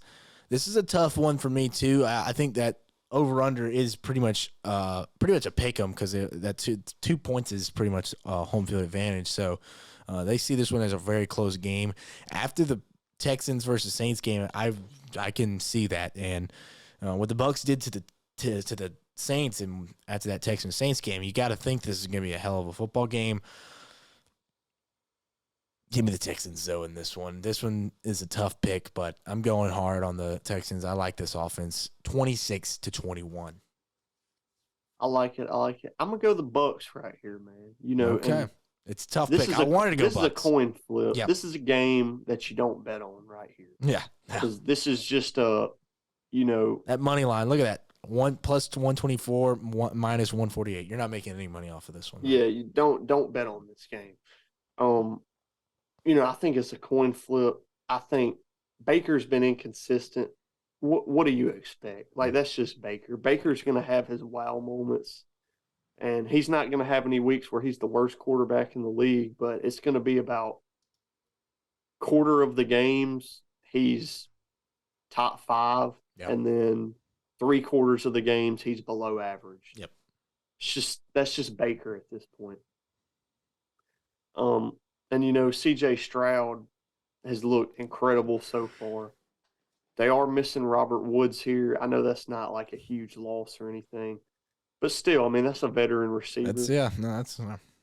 And man, it's a little disappointing. The run game for the Texans just hasn't been. No. Damon Pierce, just terrible. Damon Pierce just hadn't done anything, man. And I don't want to say it's all on him because even Singletary, yep. yes, Singletary isn't a great running back, but he's at least produced another for Buffalo. Yep. He hasn't looked great either. I just think that, I love Stroud. I don't want them to lean too hard on him. And I think this could be one of those games where maybe they lean too hard on him and, he's going up against a veteran defense. And I think that, I do like the Texans offense, but I think the Buccaneers overall, they just have better weapons. Yeah. So I think I'm going to take the Buccaneers here. Like I said, it's close. I'm going to go Buccaneers 21, Texans 17. I think this is a real close, honestly, a good game. A hot take. Maybe Mike Evans is on the Texans next year. Ooh. Just imagine. Ooh. Mike Evans, Nico Collins. He is gone. Dale. Mike is gone. I'm very intrigued where he's going after this season. So that's interesting. I would love to see that, actually. He's going to make one team super happy wherever he ends up going. So maybe New England. Hey, maybe a Jet. You never know. But yeah, let's keep this thing going to New England. Speaking of, New England as the next team here. They are 3.5-point favorites against the Commanders, who made some moves. Wow. Yeah, thank you. Thank you. There's some wild spreads this week, bro. There's some wild spreads this week. I know. I think that will start you off, Red. Who are you picking in this game? Man, okay, I'm going to take the Patriots here, but you're still holding on here. Okay. Well, I just think that the Commanders, the thing that I think kept them in a lot of games, at least in my opinion, was, for one, Sam Howell. I think he's got an arm. We talked a little bit about him earlier, and he can make a lot of. I think Sam Howell's got some potential. Yeah. But to me, the main thing holding them together was that they were a kitchen sink team, and to where Ron Rivera was kind of hanging on to his job. It kind of felt like, I think with what they just did at the trade deadline, I don't think there's any way this dude keeps his job next year. I think this is kind of just hinting like, hey, you're a veteran coach. You had a lot of stuff to overcome in your personal life. Like, we're going to let you ride this out, but you're not a part of our future here. No. So with that being said, I just think this might be kind of a down game for the Commanders. Like, I don't think they're going to be super hyped to go out there, and that's fair. Which I could be wrong. This may be a game where they're like, hey, everybody's counting us out. Let's go say that, we can still make a wild card, even though they're not. But and then if you're the Patriots, you still got Bill Belichick as your coach. It don't matter. That dude's not going to tank for anything. Yeah. So. And it ain't like Mac Jones is going to have any pass rush coming after him from the Commanders. No, so that's fair. I think I'm going to take the Patriots on this one. Kendrick Bourne, big game. Bourne's out. I don't know why. Kendrick Bourne ACL, right? Dang, is he out? Let me make sure. I just dropped him. Yeah, ACL. Dang. Well, hey, Tyquan Thornton, baby. It's your time. No.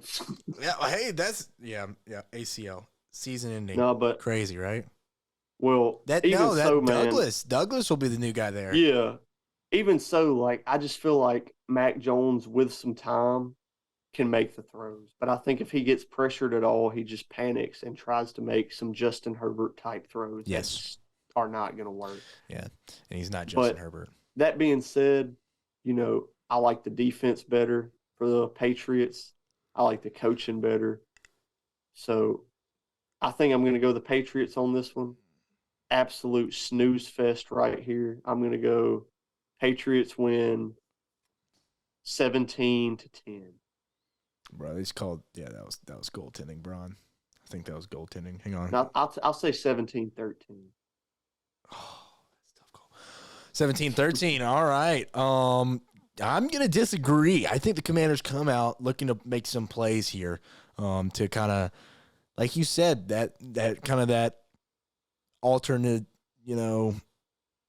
possible outcome when it comes to, hey, No one expects us to win. No one thinks we're going to do this, and this is the NFL. Prepare, and you can get the job done. The Patriots, I am not even I'm completely sold out on them, man. They look so bad against the Saints, bro. I will not pick this team. So I probably shouldn't pick the Commanders either after what they've done. So I'm still going to do it, though. Give me the Commanders 20-17. Just in that. That's going to be probably another snooze fest.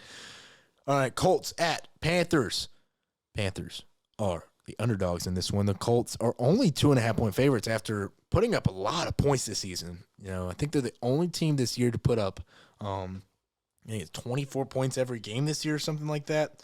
I'm pretty sure Zach Moss is top 3 in the league in rushing yards, if I'm not mistaken. Yeah, he's cooking. He's cooking.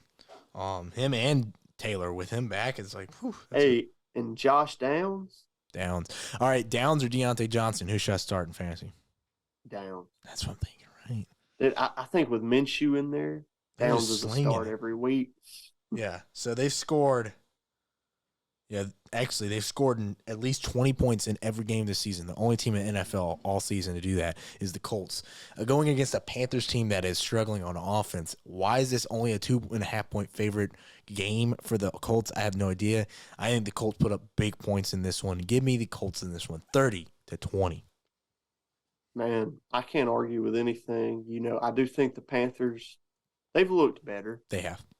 They have looked better. I don't understand. Apparently, it could just be smoke, but apparently there was a bunch of teams calling about Adam Thielen at the deadline. I mean, I would have. Adam Thielen, to me, he still looks kind of washed, bro. Like, he's just – who else they have to throw it to? Like, I mean, he has played good, though, I mean, he's played solid, but, like, with his contract and everything, is he a dude that, like – you wouldn't give up he's not a difference maker. You wouldn't give up a 6th or 5th for him?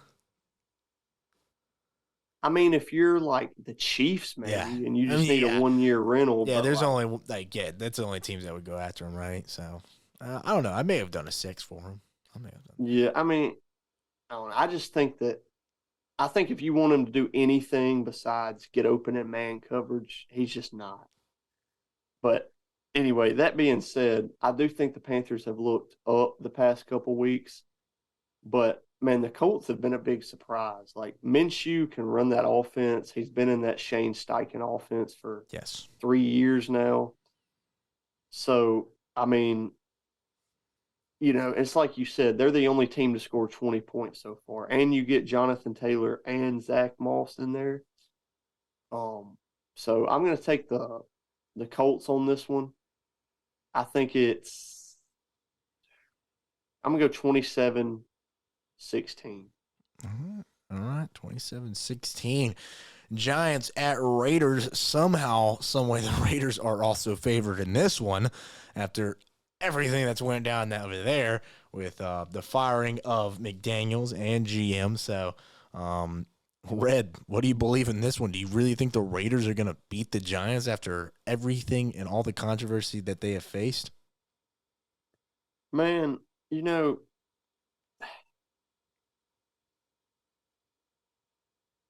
think I'm going to take the Raiders here. Okay. Crazy as that sounds. All right. I think I'm going to take the Raiders here for one. Their interim head coach, Antonio Pierce. Yeah. Used to play for the Giants. Oh, a little bit of a revenge game here. And it's his first game coach. He was a linebacker. Look, all I'm saying is Raiders have a history with interim coaches. We all remember Mafia boss Rich Versace. Yes, we do. He deserved the job, too. Dude, I didn't I'm not saying he should have been, straight up head coach somewhere, but like GM, at least get an interview in there, man. Yeah, at least that. But so, I mean, they're starting Aiden O'Connell, who I think probably would have been better than Jimmy G this whole season. Yeah. I think they're finally going to get Devontae Adams the ball. They finally.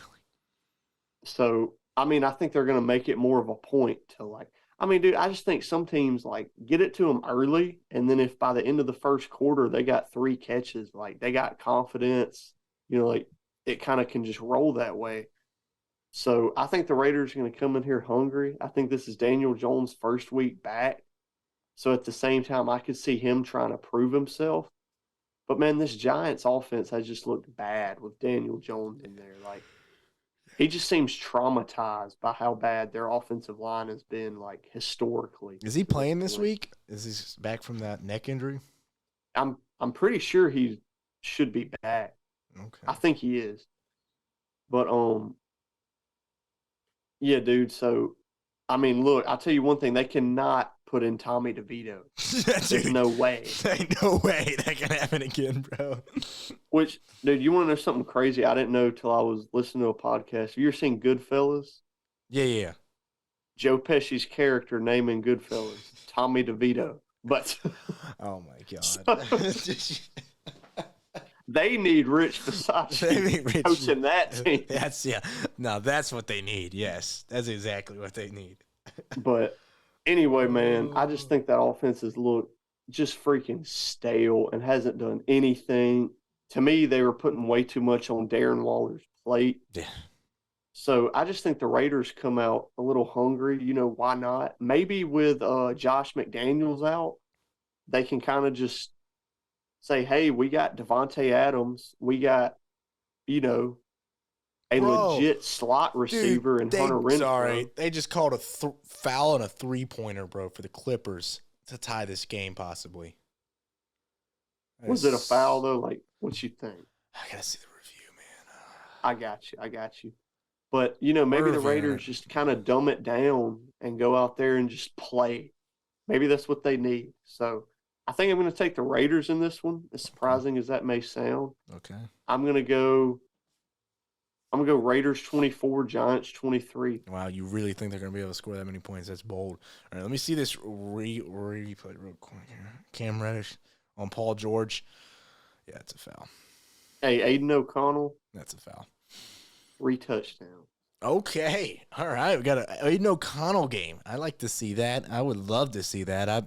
I've been an Aiden O'Connell supporter since the draft, really, even though he's a statue, but not a prototype that's really lasted in this league anymore. But he can sling it, and he's got accuracy, and he's got timing, and he's got pretty good arm talent. But snooze fest and Giants somehow pull off another one of these games, even though they didn't against the Jets. They're going to somehow pull this one off without DeVito in. Just going to be a bad game. DeVito's going to be making spaghetti for everybody at halftime. Yeah. Get to work, son. You're cooking. You're the chef to this week, all right? Yeah, this one's not going to be fun. This is going to be the worst game of the week. Give me the Giants, though, 13-10. That's a very low-scoring game. All right, Cowboys at Eagles. So, tell me, do your Cowboys get a big-time win in the division against those Eagles out there in Philly? Y'all are 3-point underdogs with a 46-point over-under. What you got, Red? All right. Got to, man. Yes, sir. I got to. All right. Look. For one, I think this is a close game. The Eagles should be favored. I get it. I get most people picking the Eagles to win. I think this is a closer game than people think. I think Dallas, with the momentum they've had, what I was saying, man, this is the type of game they have to win right here. Yep. And I don't mean win this game because Jalen Hurts throws a pick 6 to Deron Bland and, you're up 10-0 at the end of the first quarter. I mean, this is a game you got to win because it's 17-17 going into the fourth quarter. Yes. This is the type of game you got to win right here. And I think with the way they've, started using Cooks a little bit, Ferguson has came on the past couple weeks. The offensive line is just, for one, Terrence Steele played better last week than he has all season. I mean, like you said, Dowdle,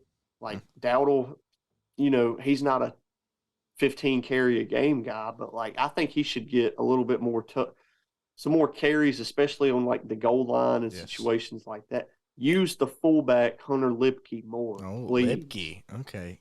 You got a freaking fullback in there, man. Use him. But anyway, and then from the Eagles, it's hard not to pick them because A.J. Brown, Oh, my God. One sec. LeBron game winner possibly. Here we go. Hang on. What we got? At the top of the key. Kicks it to the corner. Kicks it to D'Lo. Pump fake. Step back. Oh, damn it. We're going to overtime. Damn it. Hey, Damn it. look. I told you this would go to overtime. Did I not say earlier in the pod? Well, man, look. As soon as you said D'Lo, I held my breath. Yeah, that's classic. I've been there, man. Like It's classic. he's gonna fucking dumb pump fake and then step back. off his left leg. Yep. That's exactly what he did. Yeah, so, but shoot, yeah. So, you were talking about Tyreek Hill earlier and how no one may break no one will get close to the receiving record. Oh, he will. Or the number one in the league, the title. Maybe it's AJ Brown. AJ Brown's cooking. That dude might win MVP, man. He is so good, dude. So, it's hard to pick against the Eagles, but at the same time, Jalen Hurts hasn't been what he has been all year, or what he has been last year. He hasn't been quite what he was. And, man, this may sound dumb. I'm not saying this will decide the game or anything, but tush push finally didn't work. Did. Yeah, you're correct. Yes. Finally did. But then did you see that fake they ran? That was so smooth, dude. That was beautiful, man. I needed that touchdown beautiful. in fantasy, bro. I was very happy about that one. So that was beautiful. My only thing is, like, why use that in week 8? Yeah, like, in a moment that doesn't matter. Yeah, I was a little shocked by that. But I don't know, man. I'm just, you can call me a homer. I feel like I'm not being a homer. I think it's a close game. I think the Eagles probably should be favored to win. With Jalen Hurts being inconsistent, I think with Dallas's offense last week finally showing a little bit more in the right direction. And, I mean, for one, they split the series last year. It's not like the Eagles come in here and, like, this is historically a good matchup. It's not like the Eagles just dominate. Yeah. So I think this will be a close one. Jalen Carter's going to be giving them the work all game. But I'm taking Dallas in this one in a nail biter. I got Dallas winning 28-26. Very, very good football game. Yes, and guess what? This is a classic Cowboys win here that just shifts everybody's opinions in the NFL realm. And then look, and like, I don't know their exact schedule off the top of my head coming up, but watch, they'll lose to like the Commanders in like week 15 or something by like 32 points. Yeah, it's classic. I mean, they're gonna pull something like this off, and I do believe they do. This is gonna be an amazing football game, I think.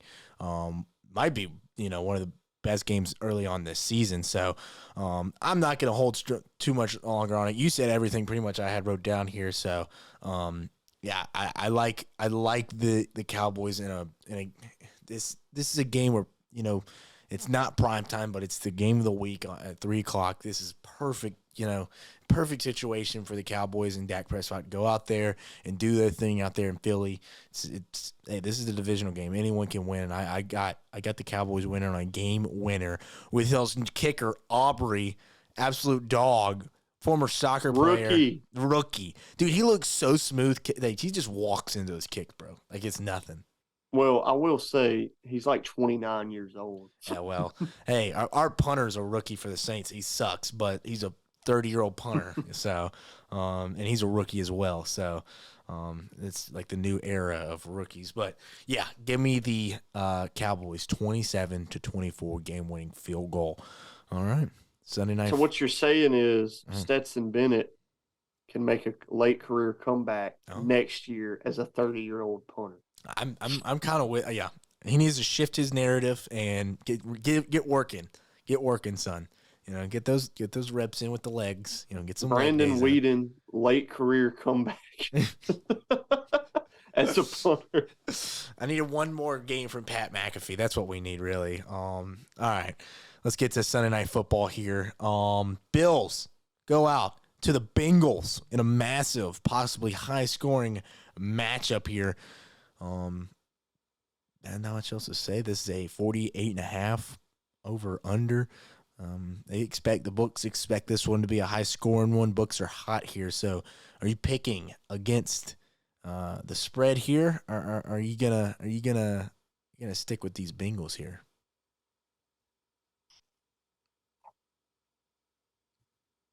I'm gonna go Bills here, man. Okay. I'm gonna go Bills here, Wow.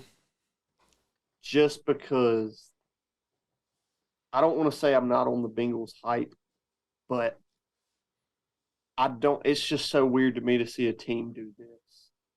Yeah. Throughout the whole season, you know what I mean? Like, eventually, there's got to be a Step bump in the road. Yeah. Yeah. and to me, the Bengals. I think Joe Mixon having a good run game last week. I don't know. To me, I'm not gonna say he's washed, but he's just clearly not the Joe Mixon he used to be. I don't think he's. To me, they don't have a legit number one running back. They don't have a legit tight end. And James Cook, say what you want. The dude's like fourth in the league right now in rush yards. Like, Hey, he's at least been decent. He looks good, man. He looks good. And the Bills, to me, are the more explosive team.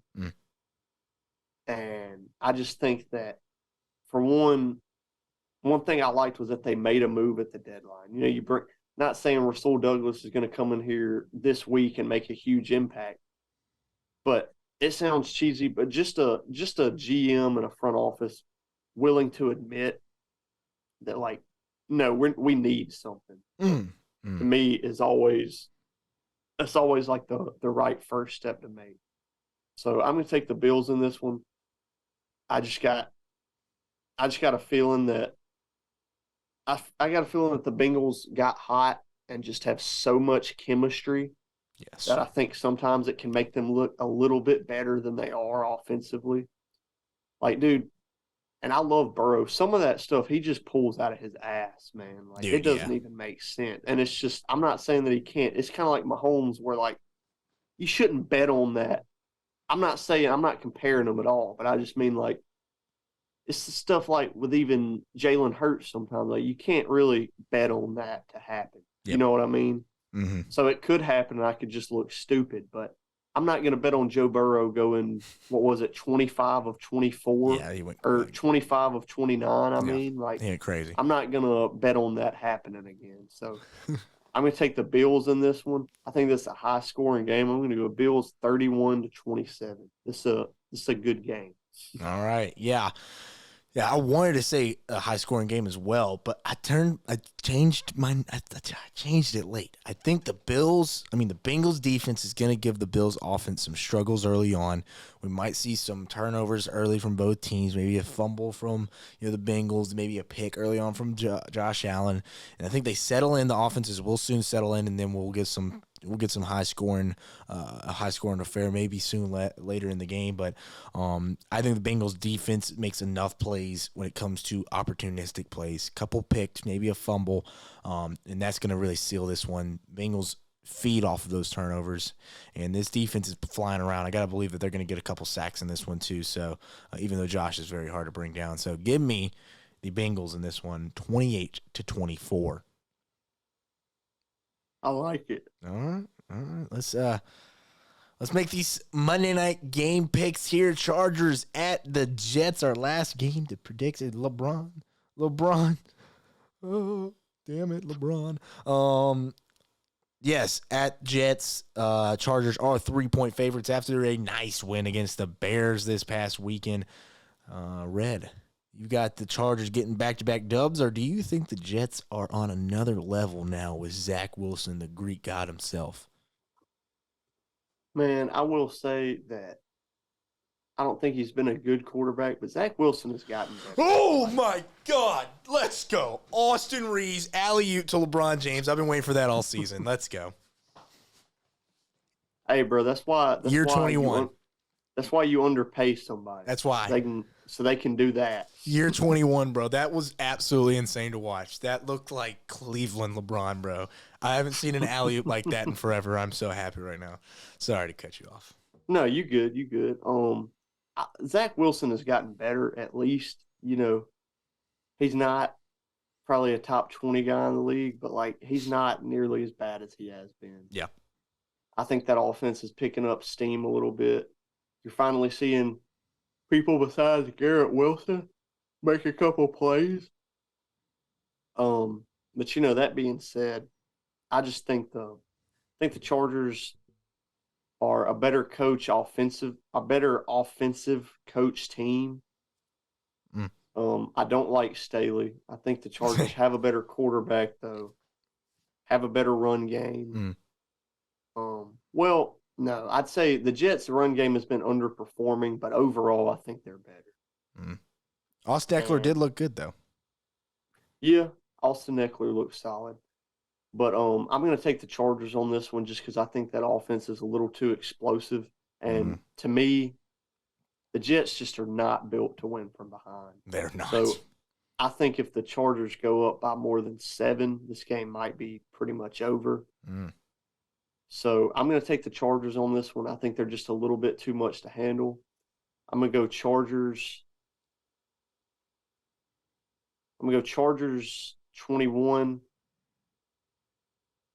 No, I'm going to go Chargers 23, Jets 20. I do think it's close. All right.